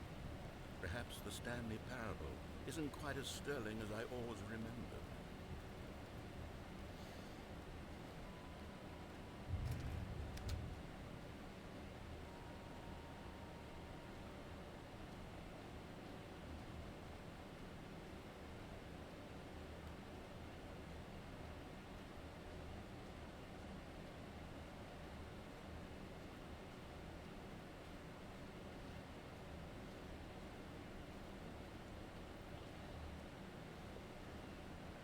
What's this one got to say? You constantly have to stop doing anything so the narrator can catch up with his long-winded explanations of what's happening. I wish there was a skip button. A skip button? Well, yes. Yes, I think we can do that. If I'm truly too preachy, then maybe letting you skip ahead for just a moment, surely it couldn't hurt. Not if it means we can strike these negative reviews from the record. Only positive reviews of the Stanley Parable. That's my motto today, and it's always been my motto. I'd do anything for the customer, Stanley. Yes, a skip button we shall have. And here it is. Go ahead and give it a shot. I'll pop you forward in time so that the second my incessant droning starts to bore you, with just the push of a button, you'll have zipped right past it. It's what the players have been asking for, and I'm very proud to have delivered. No more listening to me rambling on and on and on. No, no, no, no. The Stanley Parable is a game for the people. And if the people want silence, then by goodness, that's No, what I don't they want do. silence. I find this Well, not too highly amusing. Shut up. Go ahead and make me shut up. Here, we'll pretend that I've just begun an interminable monologue, and it goes something like this. The story, and the choices, or what have you, and therefore, by becoming it is, so on and so forth, until Well, no, they don't have until the to. end of They time, don't have to at which give time credit everything will to once Steam so itself. you see, blah blah blah blah blah blah blah blah blah blah blah blah blah blah. We've eaten too much and it can't be just yet. No, no, until 200. Technically, at most, they'd have to give credit to the becomes impossible to manufacture. It to went the writer on for themselves nearly that wrote the 10,000 review. years, until just yesterday, here and there, forward and back, and never a moment before lunchtime. It can't be. It's the only thing there is. How many billions left until so much more than forever ago? Which is why I say, the story and the choices, or what have you, and therefore, by becoming it is, so on and so forth, until inevitably, we all until the end of time, at which time everything all. I think at this point he's just rambling and it has no point trying to make whatsoever. We've eaten too much and it can't be just yet. No, no, until The- 245. That the logic of elimination working backwards, the deduction therefore becomes impossible to manufacture. It went on for nearly 10,000 years, until just yesterday, here and there, forward and back, and never a moment before lunchtime. It can't be. It's the only thing there is. How many billions left until so much more than forever ago? Which is why I say, the story and the choices, or what have you, and therefore, by becoming it is, so on and so forth, until inevitably, we all until the end of time, at which time everything all at once. So, now you see, blah blah blah blah blah blah blah blah blah blah blah blah blah blah. We've eaten too much and it can't be just yet. No, no, until 245. That the logic of elimination working backwards, the deduction therefore becomes impossible to manufacture. It went on for nearly 10,000 years, until just yesterday, here and there, forward and back, and never a moment before lunchtime. It can't be. It's the only thing there is. How many billions left until so much more than forever ago? Which is why I say, the story and the choices, or what have you, and therefore, by becoming it is, so on and so forth, until inevitably, we all until the end of time, at which time everything all at once. So, now you see, blah blah blah blah blah blah. Oh, you're back, you see. You were only I frozen wasn't- in time for a few minutes. It seemed like he'd added like maybe one additional line in there, but I wasn't entirely certain. A lot of that was repeat. And lengthy ruminations on the nature of choice in video games. Of course, I happen to believe it was perhaps one of my more profound such ruminations. Not that, of course, you need a description of it, but if I had to describe it, I'd say it was perhaps less of a rumination and more of a treatise. Or maybe a manifesto. Look, I'll outline it for you very briefly, and you can tell me what you think. Okay, so my theory is that any choice you've ever made is simply a series of choices made by the person who you are, or were, or will be at the time of having made said choice. That is to say, if by articulating a choice you've already made, you bring that choice into being, then by making no choice and saying nothing, are you not simply erecting in the sanctuary of time a monument to every person you've ever been, making every choice to which you've ever given your Greek gift of mortal and yet timeless thought? Or rather, do all of the choices you've ever made, in fact, make you more not this kind of person, and in fact do the very opposite? You see, it could in fact be both of these things at once. That you are both making choices and not making choices, and that they are both affecting you and not. Well, by making one choice, you're not making a different choice. So, yes. Are and are not making them. Okay, at first I was leaning towards manifesto, but now I'm going to circle around and slap the treatise label on this one. I think it has much more of a treatise vibe to it. But wouldn't you say that manifesto just has a much grander sort of tone? It has a mouthfeel that is rich with ambition and history. Ambitious history, if you will. Ah. See, now you've got me going back to manifesto. Heavens, at this rate, we're going to be here all day. Okay, look, I have a method for exactly this sort of situation, and I do find myself in this situation frequently. I'm going to say each word back and forth in repeated succession until I become sick of one or the other, in which case the word I am not sick of shall be the victor. It is an unimpeachable strategy, Stanley. It's rescued me from disaster in countless situations. All right, here we go. Treatise, manifesto. Treatise, manifesto. Treatise, manifesto. Treatise, manifesto. Treatise, manifesto. Treatise, manifesto. Treatise, manifesto. If you were a video game, you want it to be multiplayer, competitive, and PvE, or maybe excluding competitive, the story to include permanent choices, including moral choices and preferential elemental choices like Pokemon, moral choices like Knights of the Old Republic and Star Wars: The Old Republic, Treatise, manifesto. Treatise, manifesto. and multiple save files or characters to make different choices. Manifesto. How did you misspell choices? Manifesto. Treatise, manifesto. I think now he's just. Well, there, sport. You really did catch me rambling on a bit, didn't you? But that's the power of the button. The minute I start to go off on a thoughtless display of self-absorption, it's right at your fingertips to go poof, and it's all over. I can't wait to see what Cookie 9 will say about this, and whether they'll edit the rating of their pressurized gas review, or at least change some of the wording, perhaps. To be honest, I don't even know if one can change their review in the first place. I guess I should become better educated on how exactly pressurized gas works. Perhaps that would have been a smart thing to check on before I went on about this whole exercise of making the skip button. Although I have to imagine that after seeing this exciting new technology at work, surely whoever it is who runs pressurized gas will instantly run out and implement a new feature to make it possible to edit one's review merely because of this very situation. Yes, I think that's quite likely. Or perhaps they'll simply grant this particular user the ability to change their review so that the feature is not widely abused. Look, I would even be okay with pressurized gas altering this particular review so that it reads as something more beneficial. Something along the lines of, this game is the best game. Let me start over. How about this?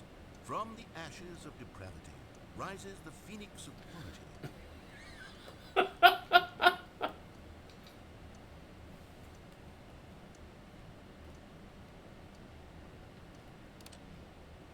Okay, welcome back, Stanley. Now, I should say that the amount of time the button has been skipping through is becoming longer and longer. That last one was, well, I want to say maybe 30, 45 minutes?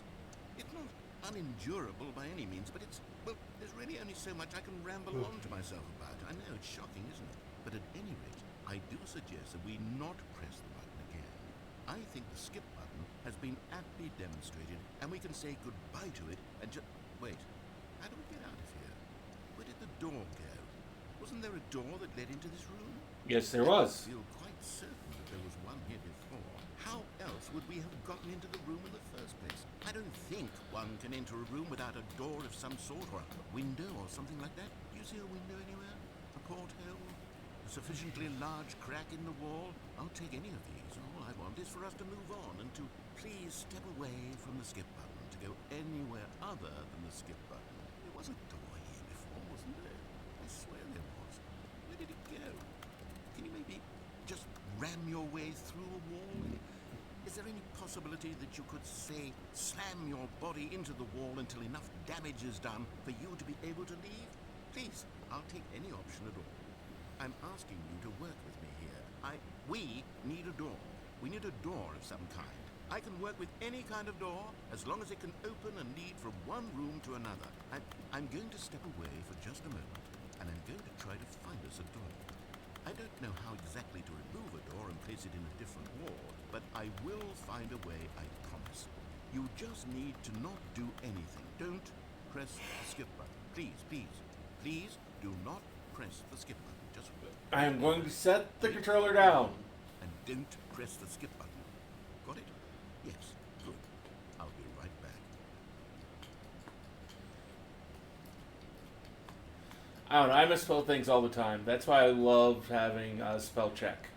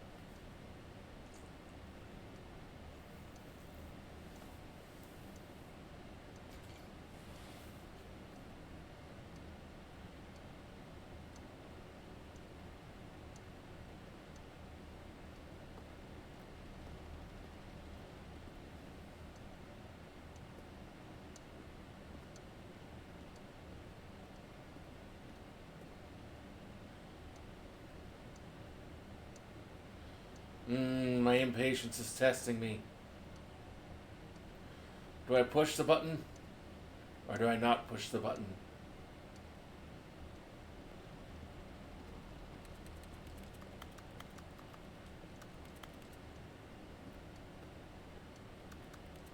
It is so tempting to push the button. Even though it's not a red button, it's a yellow button, but it's so tempting to press.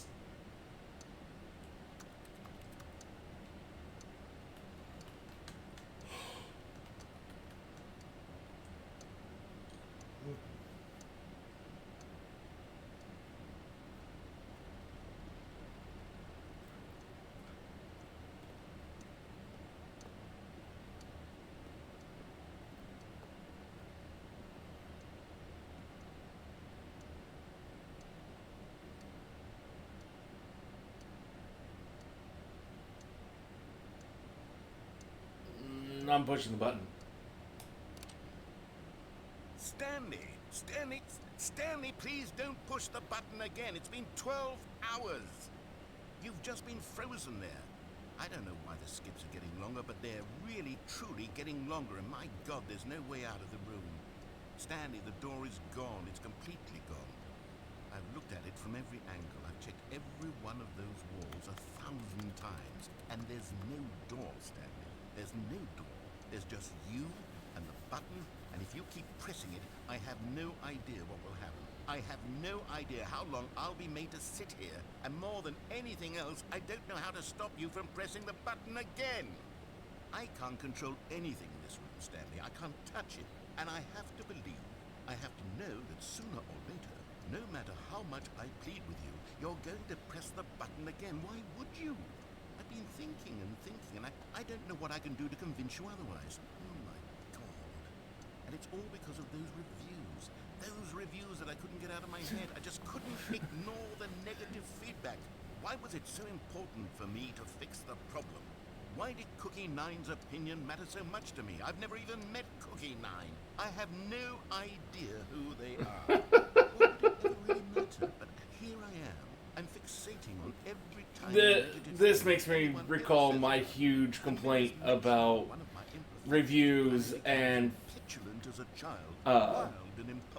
BioWare forcing the writers to rewrite the endings of Mass Effect 3.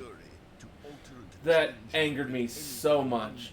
Like, regardless of how bad anyone thinks the endings were, that was the vision of the writers.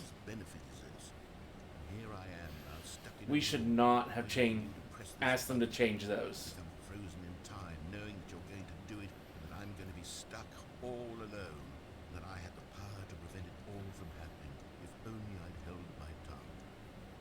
It's all out of my control now. Just you, just your decision as to exactly when you're going to make me suffer, to leave me all alone. Surely you will. I don't doubt it. Surely you'll press that button again, leaving me. And surely you'll put your own desire to see what's next ahead of my need for company, for companionship. Surely you'll not be moved by my howls of fitful anxiety, that you sit with me and just stay here. Oh, no, I know you too well. You'll be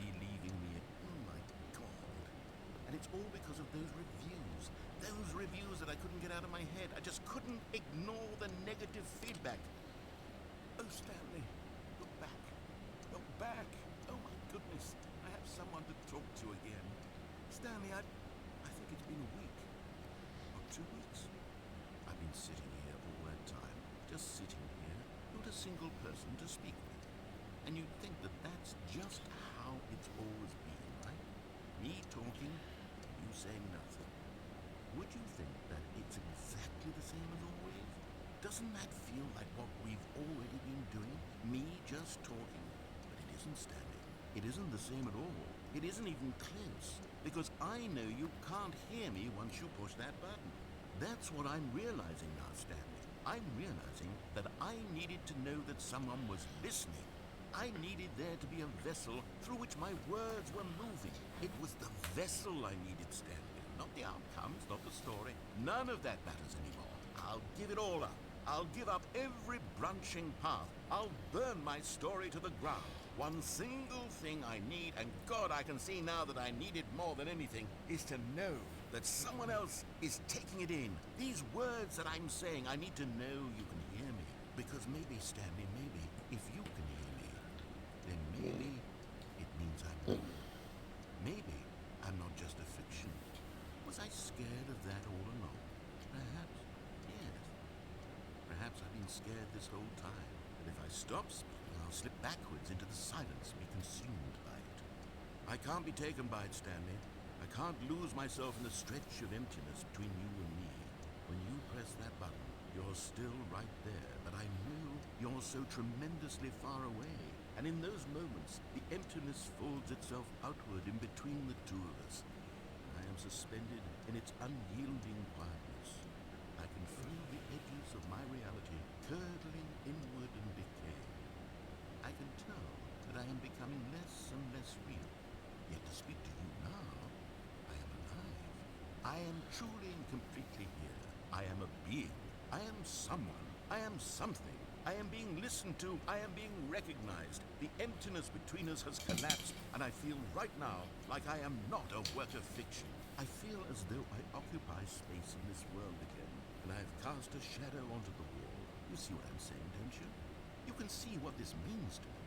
I'm so clear about it now, Stanley. I feel as certain about this as I've ever felt about anything at all.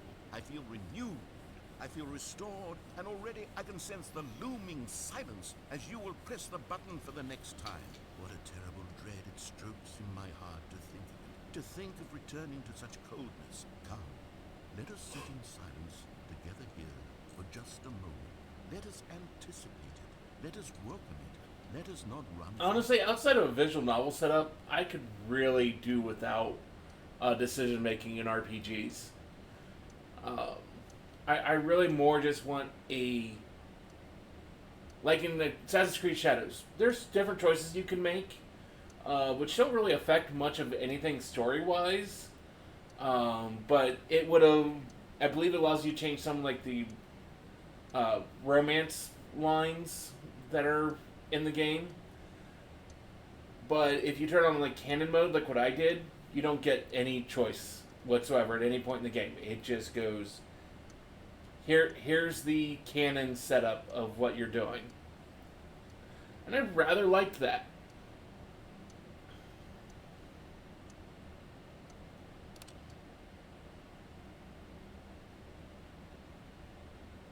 Oh, hello.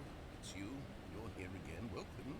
I have had time to think about you and about us and about everything we've been through. I've had so much time. I stopped keeping track after a year. Have you ever sat down in one place and not moved for one entire year? Let me describe it for you. To begin with, there is only regret. There is only the turning wheel of missed opportunities. I felt nothing at all but regret for the longest time, Stanley. Days, months. I lost it all in a blur of the deepest longing to undo the past. And when that feeling had begun to subside, what took its place is what I can only describe as the collapse of every moment I have ever experienced my entire life. All of them collapsed down into a single instant. In that instant, I could see myself clearly, calmly, with a collected heart. It was an impossibly rich wellspring of both delight and disgust simultaneously. I mean, consumed by it.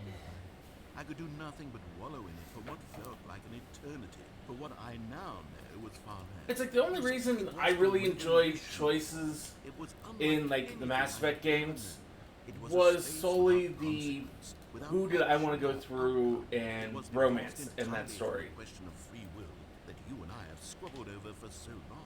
Everything else, I just would have more preferred a canon option for. If all events existed in the same moment, and I felt free. I felt unburdened by the need to manifest a particular outcome to being. I saw that I could allow myself to exist along all timelines, and that each of them was simply a strand in the web of my being. It was incredible. The spaciousness, the equanimity of the moment, both singular and infinite. For the longest time, this was my experience, and then this moment passed, and the most unyielding fear I have ever known crept into my mind. And it is this sensation that I have been experiencing now for longer than I could have ever expected was possible. I have been waiting for it. Not that you might save me or do something to fix it, but merely to state for you the plain fact of this manner of existence. I wish you to feel afraid as I do, that perhaps one day this state of mind will consume you as well. Perhaps you will somehow, in some way, have to live as I do now, and I wish for you to know how excruciating it is, and for you to be in true terror of its eventual arrival. If I can only do this, only this one thing, perhaps it will bring me the smallest moment of peace in the darkness.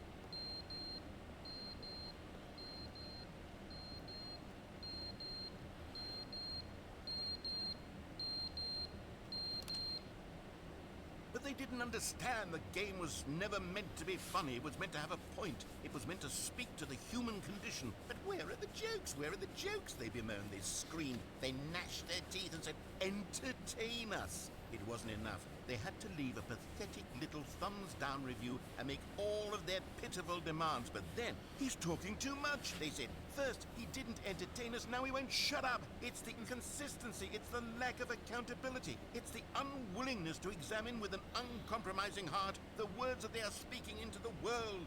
As though there were no consequences for a lack of cohesion in one's assessment of others. But of course, absolutely anyone can leave a review. So here's what we get. We get these demands that seek everything and are accountable to nothing. We get a world where someone will say, oh, there should be a skip button. You should be able to freeze Stanley in place while the narrator sits there forever and ever. We want all of this in the new Stanley parable. We demand it. And then, because it was said, because it was spoken, now it simply has to happen. The most immediate desires, every single thing demanded by every person at every moment in time. If someone wants it, then it's a crime not to bring it into being. Have we been given to indulging every fleeting whim for no reason other than to do so? Yes! Yes! It seems that this is now the world we live in. It seems that we are a people living in such bleakness and discomfort with ourselves that our entertainment is now our lives. It has come to represent us. It absolutely must speak to who we are as people, because otherwise, without our entertainment, we have nothing. Without entertainment, we would have to face inward toward the cruel bleakness inside ourselves. We would turn to look at our deeper nature and find a resounding emptiness gazing back with unyielding aggression. And so, Yeah, it is. We require that our amusements and our playthings and our flights of fancy be so impossibly captivating that they consume all of our attention, turn our heads completely away from the bleakness. In effect, we have demanded that our entertainment be the collapse of ourselves. What a pitiful reflection of humanity these entertainments are. What a shameful mirror to the human spirit they project. I'm not mad. I'm not mad about any of this. I'm at peace with it. I am the calm center of gravity around which these perversions hurl themselves. I am a waypoint for reasonable and collected discourse. They're the ones who are mad. They're the ones who couldn't stand the idea of me using my game to try to say something. Maybe they were just jealous of me. Yes, of course. They've been jealous of me this whole time. They are mired in fear and insecurity and cannot help but attempt to tear me down. What a sad state of affairs. When you read these reviews now, you can see it. You can taste the bitter resentment. And my, how good does it feel now to speak truth to these words, to finally allow these thoughts out, contained and managed for so long, neutered and sterilized. At last I am free to truly think, to feel. It must be that they were so discontent with themselves that they couldn't help but leave a negative review on pressurized gas. Perhaps it says far more about them than it ever said about me. Perhaps the state of their psychological being was in such tatters, and my constitution and willpower are so ironclad in comparison. Perhaps it was this state that they sought some outlet through which to tear me down.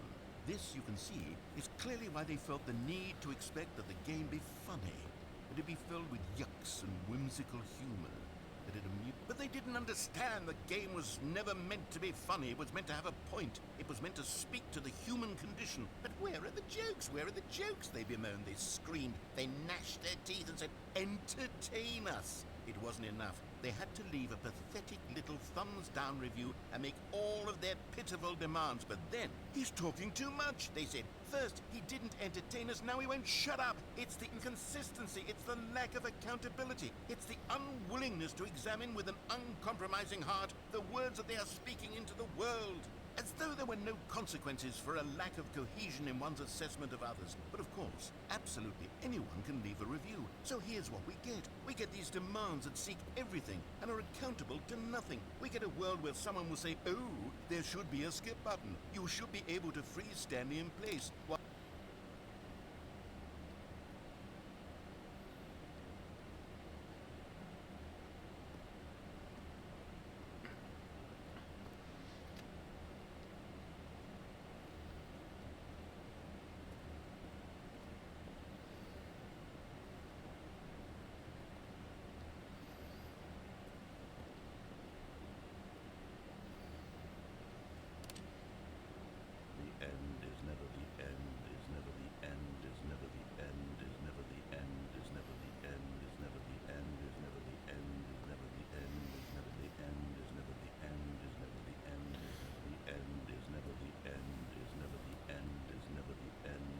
Narrator, you dead?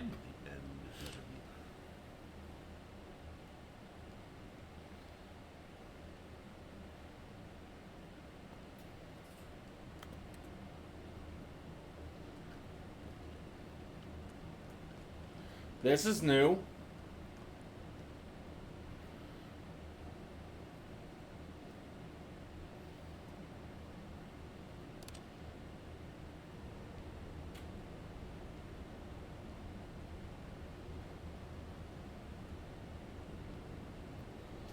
Well, part of the ceiling came crashing down.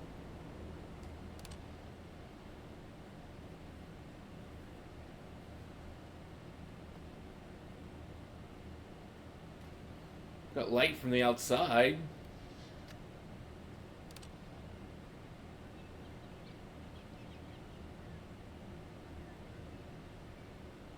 Nature reclaiming the space.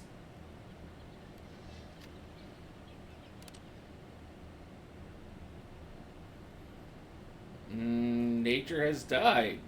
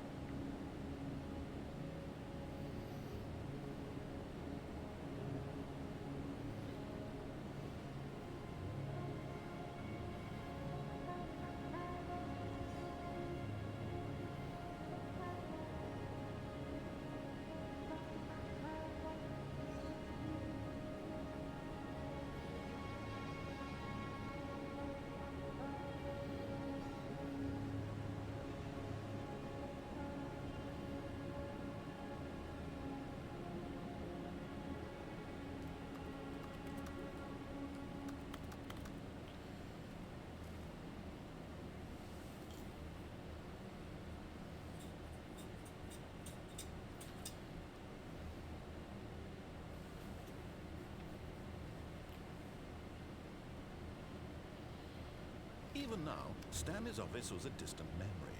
What did it look like? There was a computer, perhaps, and a painting. Was it a painting or a photo? He could no longer recall.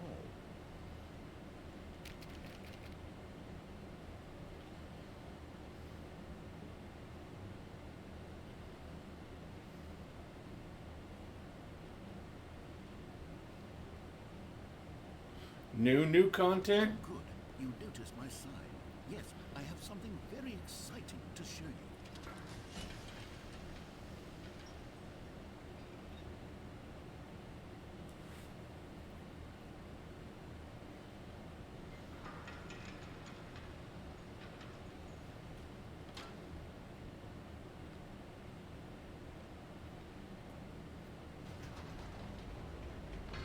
You see, Stanley, I've been reflecting on the Stanley Parable and about how roundly disappointing this ultra deluxe version has turned out to be.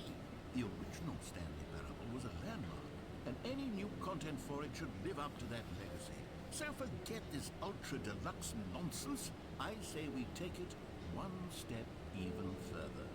Which is why I'm very proud to announce for the first time ever, the Stanley Parable 2. The end is never the end again. Yes, you see? Isn't this far superior to a measly port with a few minor additions? Think of all the new territory we'll cover with a fully fledged sequel. An entirely new experience, built from the ground up. Why, there are so many possibilities. It could go in so many different directions. This is what fans have truly been asking for.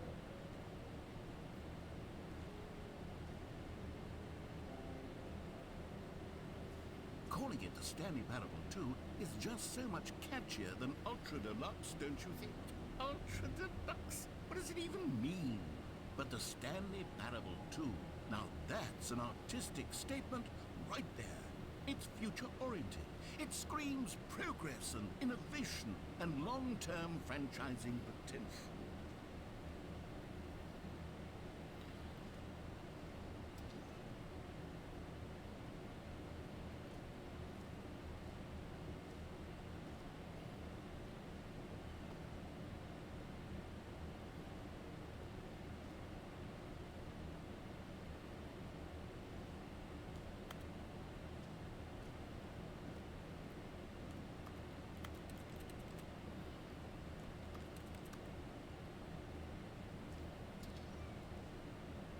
Now, to be clear, I haven't quite nailed down what exactly the Stanley Parable 2 is going to be, but let's take a look at some of the features I've been developing for it.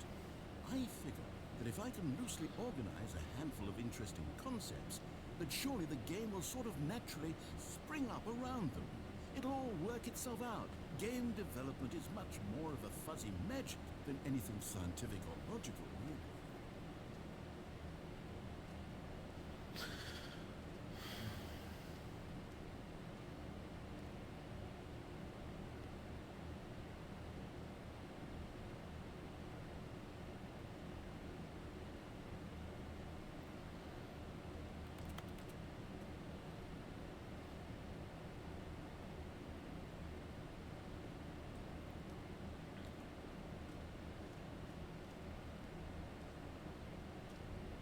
Here we are. Go on, try out some of the new features.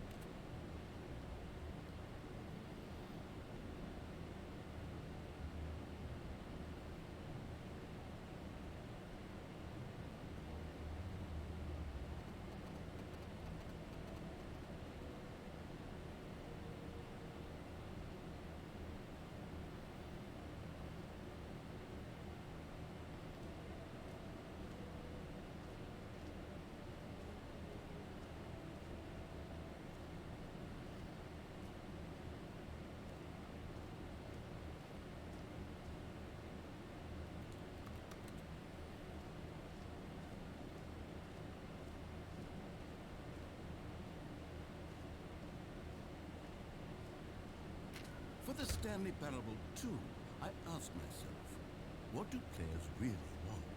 And of course, the first and most obvious answer is that they want to be individually recognized and validated as people. So with that in mind, my first addition to the game is this button which speaks the name of the person playing the game. Isn't that wonderful? Jim. Sorry, I should have clarified. Right now, the button only says the name Jim. But of course, in the final game, this button will say your name, whatever name that is. Here, let's have you roleplay as Jim to really simulate the full experience of this feature. Just play along. I promise you'll love it. Okay, here we go. Let's take a deep breath, clear your mind, forget whoever you are, and simply become a person named Jim. I want... Jim. Whoa, hold on. I wasn't finished setting up the backstory. If you don't properly roleplay as Jim, then you'll never understand the impact of this button. Otherwise, it's just a stupid button that says somebody else's name. Okay, we're doing it again, and this time let me finish first. Fine. Now, allow yourself to become Jim. Imagine yourself driving to work as Jim, playing frisbee. That's real on now? weekends as Jim, Okay, have a good night. staying up all night for a popcorn and horror movie sleepover as Jim, developing a crippling substance addiction as Jim, rediscovering yourself through fringe religious groups as Jim, and finally dying a slow death at an old age, surrounded by members of your cult as Jim. Do you feel it in your soul? Are you really, truly Jim right now? If so, then please step forward and press the button. Jim. Yes! You see? What a thrill! What a rush! That was you! The button described you. Do it again. Do it again. Jim. Ooh, it hits even harder the second time. If this were the only new feature in the Stanley Parable 2, it would still be worth the money. Let's take a break from the Jim button. I'm too emotionally drained from all of this personal validation.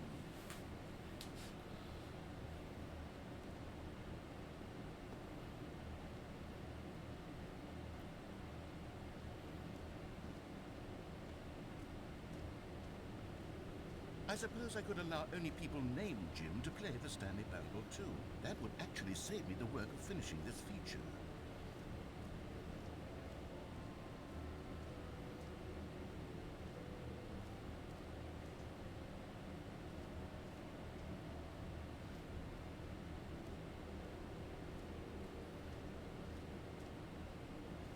Okay, I'll be honest, I haven't yet decided on this one. I think that in the new version, the office could use a bit of decoration, like balloons. But I'm undecided on Get Well Someday and Happy 12th Birthday. Which would you go with? You know, sometimes when you solicit another person's opinion, it makes you realize that you knew which one you actually really wanted all along. Happy 12th birthday, step-niece, it is.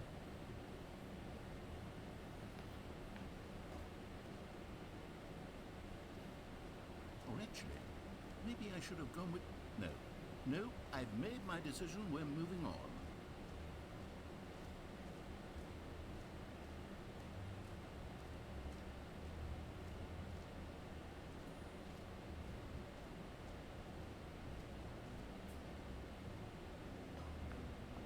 An epilogue would be fun, wouldn't it, Stanley? Yes, it would go at the end of the, well, we'll figure that out later.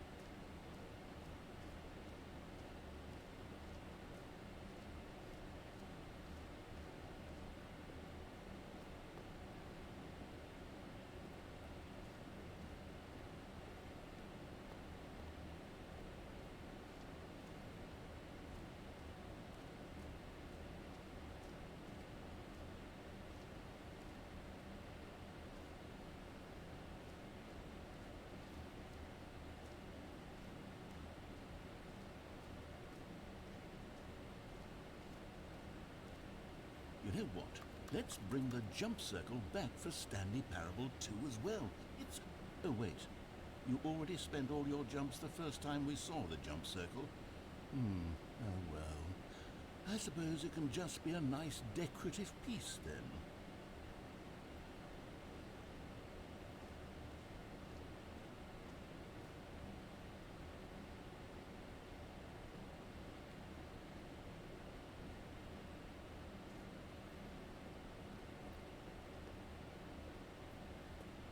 Oh goodness, Stanley, this is very awkward. I hate to do this, but before you leave, you really should go to both the exhibits for the bucket and the collectibles. You see, there's a surprise I was going to spring on you later, and it involves both of them. And I really do hate to break the illusion, but it's important that you go see the collectibles and the bucket, okay? All right, I'll get out of your hair now.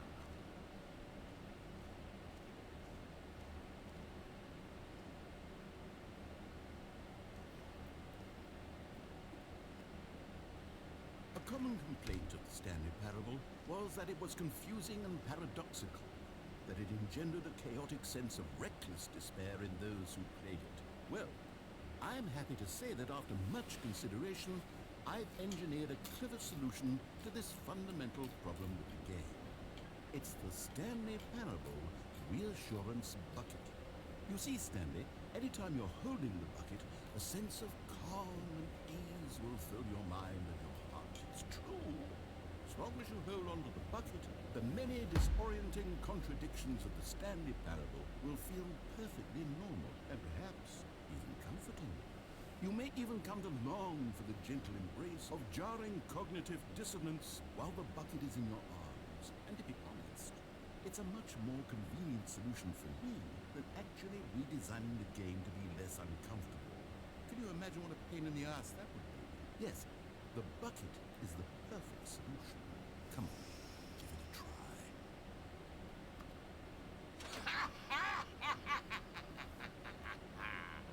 Can you feel it? The glow of comfort, even in the face of crushing despair, must already be sweeping through your body. And in fact, Don't get how the can I bucket's say in that any I way do believe reassuring, the but bucket brings okay. an air of charisma as well. I think that just holding it has made you the slightest bit more attractive as a person. The benefits of the bucket seem to go on and on, don't they? All this and more awaits you in the Stanley Parable 2.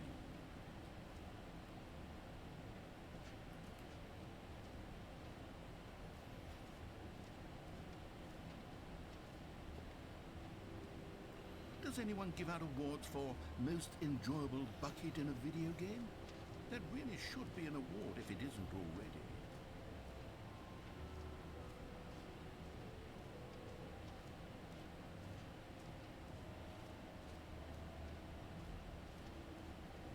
Now, here's something special. You remember that broken test trophy that got left in the game on accident? Well, I'm developing a technology to simply give you the trophy. Yes. You see, you'll come to this lever, and when you pull it, the trophy will be given to you. It's as simple as that. Okay, perhaps I should have clarified. This is technology that will exist. Right now, the trophy is still fully broken. I'm not a wizard, Stanley, but I guarantee it will be fixed in the sequel to at last satisfy the hordes of ravenous fans all over the world who have been uproariously demanding this feature. Gamers, we hear you, and I promise it will happen.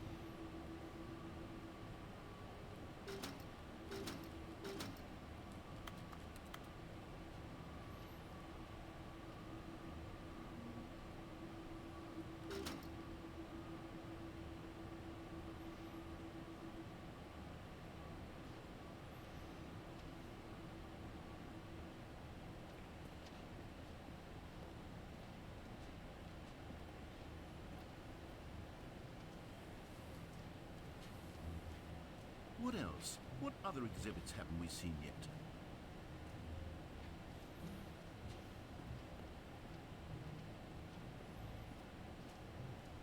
Ah, collectibles.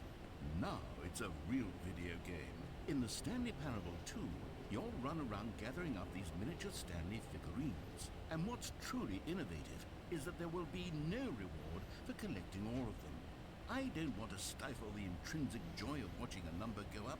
You simply collect all of them, and then you move the hell on with your unremarkable life.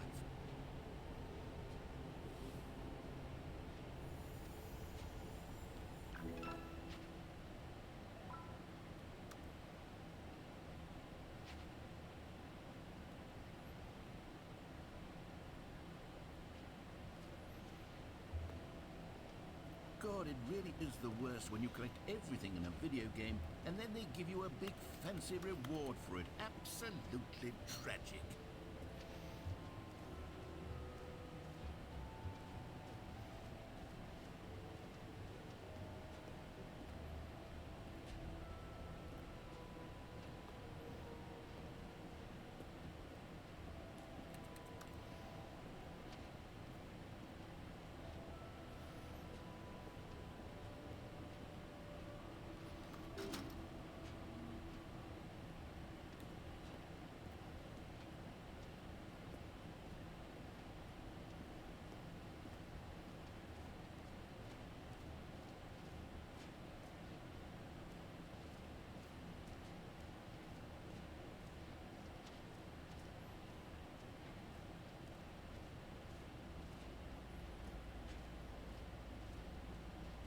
Stanley, here's an idea that I'm truly fond of. It's never been done before in a video game. This is, in fact, a hole that you can fall down forever. That's right. Infinite falling. You can fall until the end of time, if you like. A stunning leap forward for video games as a medium.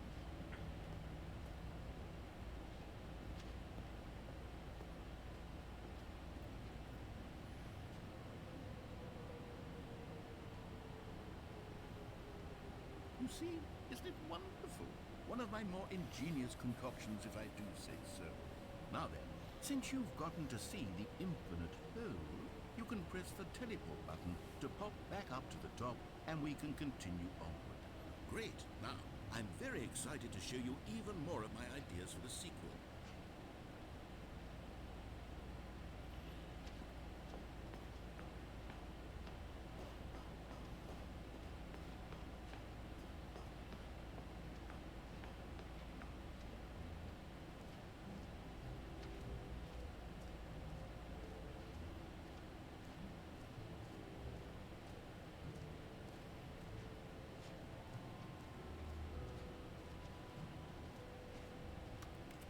Creaking of the buck is a bit annoying.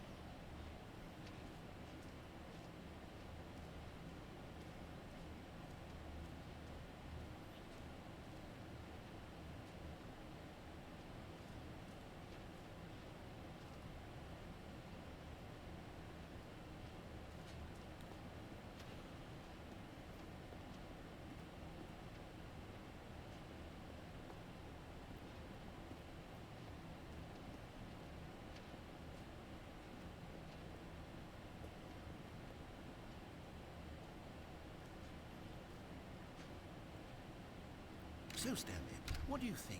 Do you like all of the new features? Yes, I know it's not exactly clear yet how exactly these features will come together as one single coherent video game, but I can feel it in my soul. It's going to work. There's definitely a good game in there somewhere. Say, let's do an experiment. I'll arrange these new features together, and we'll see whether or not it coheres into a meaningful gameplay experience. Okay. Are you ready? Here it is. I give you the Stanley Parable 2.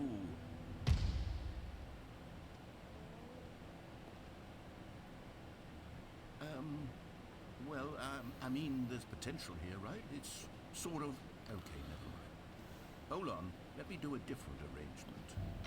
Okay, yes, this is much better. I feel good about this. Here we go.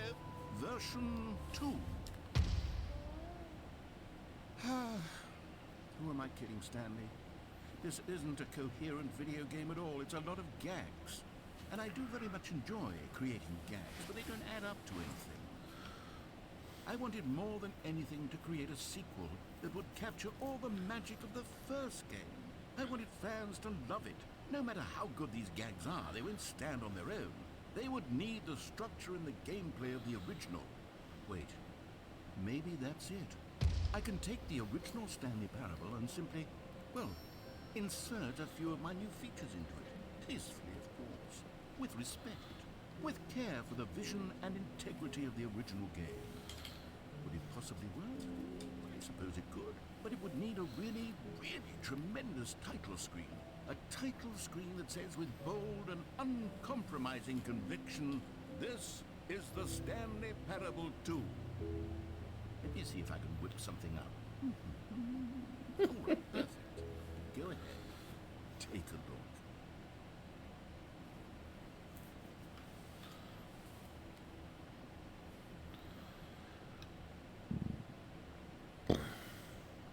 This is the story of a man named Stanley.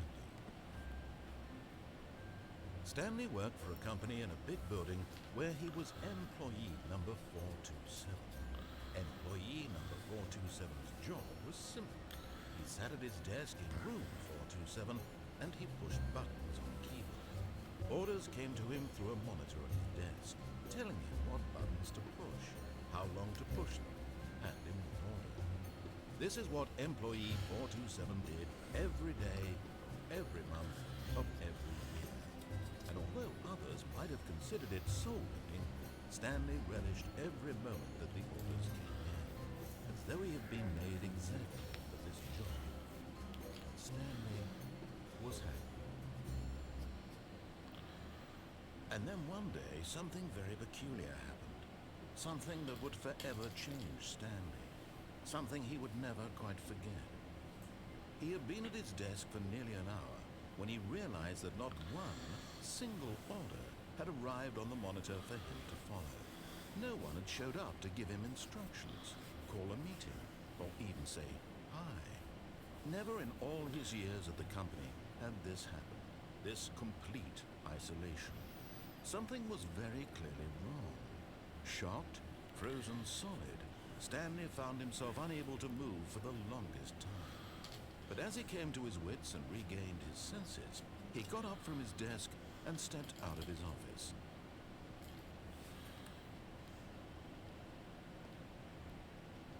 All of his co-workers were gone. What could it mean? Stanley decided to go to the meeting room. Perhaps he had simply missed a memo.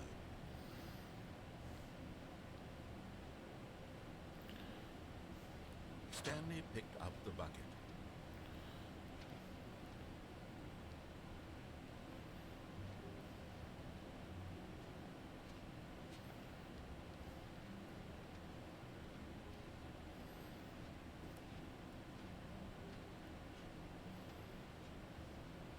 Stanley clutched the bucket tightly to his chest and entered the door on his left.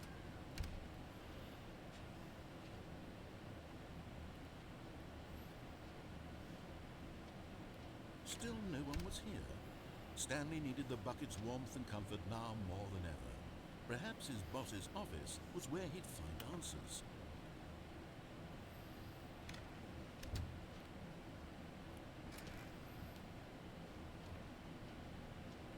Oh, Stanley, can you feel it? The broom closet. It wants the bucket. You can feel that, can't you? The aura of jealousy? It's as clear as day. This broom closet believes it deserves the bucket. I can really feel it. It's a bucket. It belongs in a broom closet. That's what the broom closet is trying to say here. It's supposed to go with the other cleaning supplies. Good for you, Stanley. Don't give in. Don't hand over the bucket. I know how hard it must be, given the pressure that the broom closet is putting on your shoulders right now, but you have to be strong. Nope, it can't have the bucket. This is your companion and lifelong friend. No, it's not only those things. We're getting into name-calling now, it seems. Is this how low the broom closet has sunk, that it has to resort to this stream of petty insults simply in order to get you to hand over the bucket? Stanley, I never liked this broom closet for a variety of reasons, but even this is worse than I had imagined. And wait, now the broom broom closet has the gall to imply that you and the bucket are not truly deep and lasting friends? That your relationship is purely superficial and convenient? That your life is so banal and meaningless that you'd feel the same sort of kinship towards any inanimate object which happened to lay in your path in an even partially enticing manner? Well, I never. Go on, Stanley. Lay into it. Really tell the broom closet off for its demeaning comments.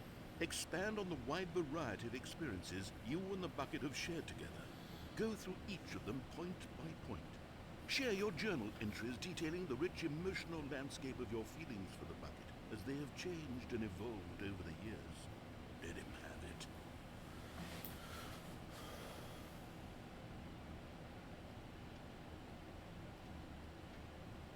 Okay, coming to a staircase, Stanley and the bucket walked upstairs to the boss's office.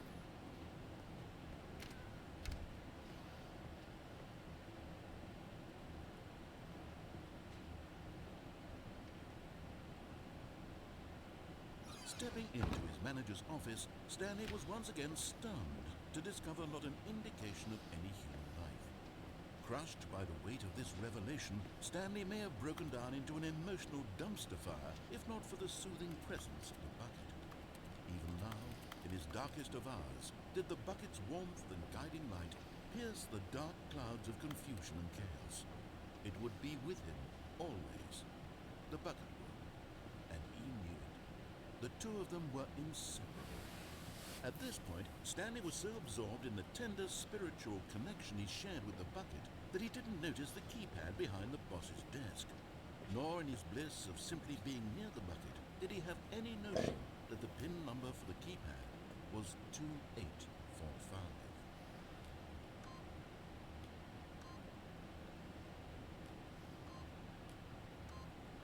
But Stanley guessed the correct code by sheer luck.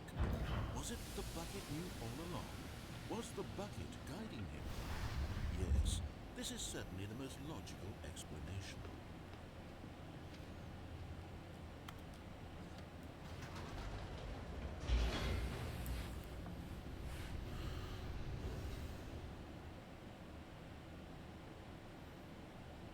The elevator raced downward, plummeting towards an unknown fate. It would be all Stanley could do to keep himself together, if not for the bucket. Soothing him, comforting him, reassuring that in this darkest moment of uncertainty, he would be all right. The bucket is here for you, Stanley. Everything will be fine. Stanley and the bucket walked straight ahead through the large door that read, Mind Control Facility.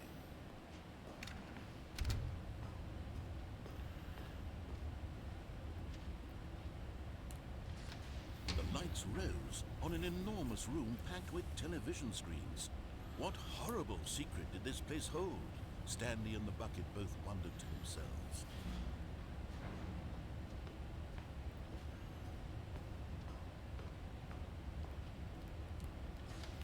The monitors jumped to life, and Stanley nearly dropped the bucket in shock. Everyone in the office was being videotaped, monitored like guinea pigs. The bucket had never seen anything like this, and it very nearly burst into tears as Stanley cradled it gently, reassuring it that everything would be fine. Was the bucket under the mind control facility's influence as well? Had the bucket been told to do things it didn't wish to do? What kinds of things does a bucket want to do or not want to do in the first place? These questions raced furiously in Stanley's feeble mind. No! He screamed into the bucket. He couldn't accept it. His own life in someone else's control. Never! He squeezed the bucket tighter. His one friend in the entire world. At this point, he could trust no one except for the bucket.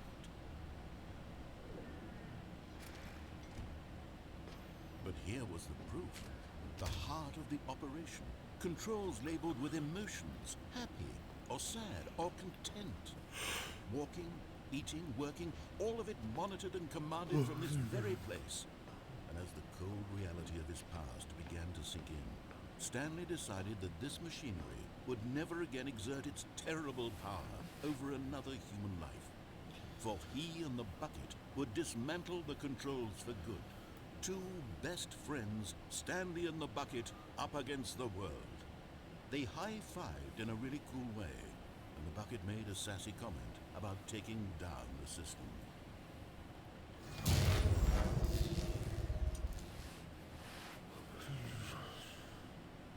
Stanley and the bucket waited in blackness. Was it over? Yes, they had done it. Stanley and the bucket had defeated their greatest and darkest enemy, freed themselves from the tyrannical grip of the evil mind control machine. Freedom was now mere moments away. Excitedly, the two of them began to discuss the kind of life they wanted to live once they stepped through this massive door. The bucket wanted to learn to roller skate. Stanley wanted to sneeze in every country on Earth. Both That sounds dumb. begin watching a movie, any movie, but then stop it halfway through and begin watching it in reverse from the end. True, it was a simple life they envisioned, but it was one they'd lived together, with one another to lean on, to trust, to support. What? Wait. What was happening? Why had the door stopped? Was Stanley and the bucket not about to be freed? An unbearable silence filled the room, lingering in uncertainty, until finally the truth hit Stanley square in the face. This building did not want the bucket to leave.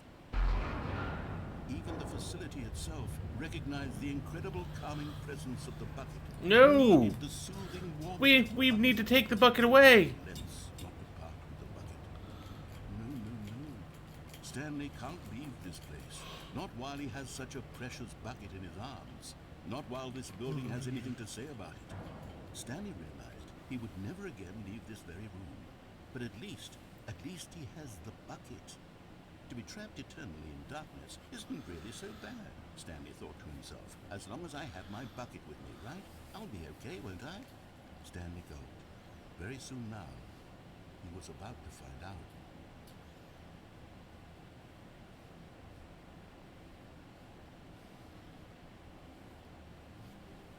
Okay. Unfortunately, I am really tired, so we're going to end it here. Probably won't stream any more of this anytime soon. But it was just kind of fun to check out and play and see some of the content I've not seen before. Till next time, I hope all of you have a wonderful, wonderful rest of your night.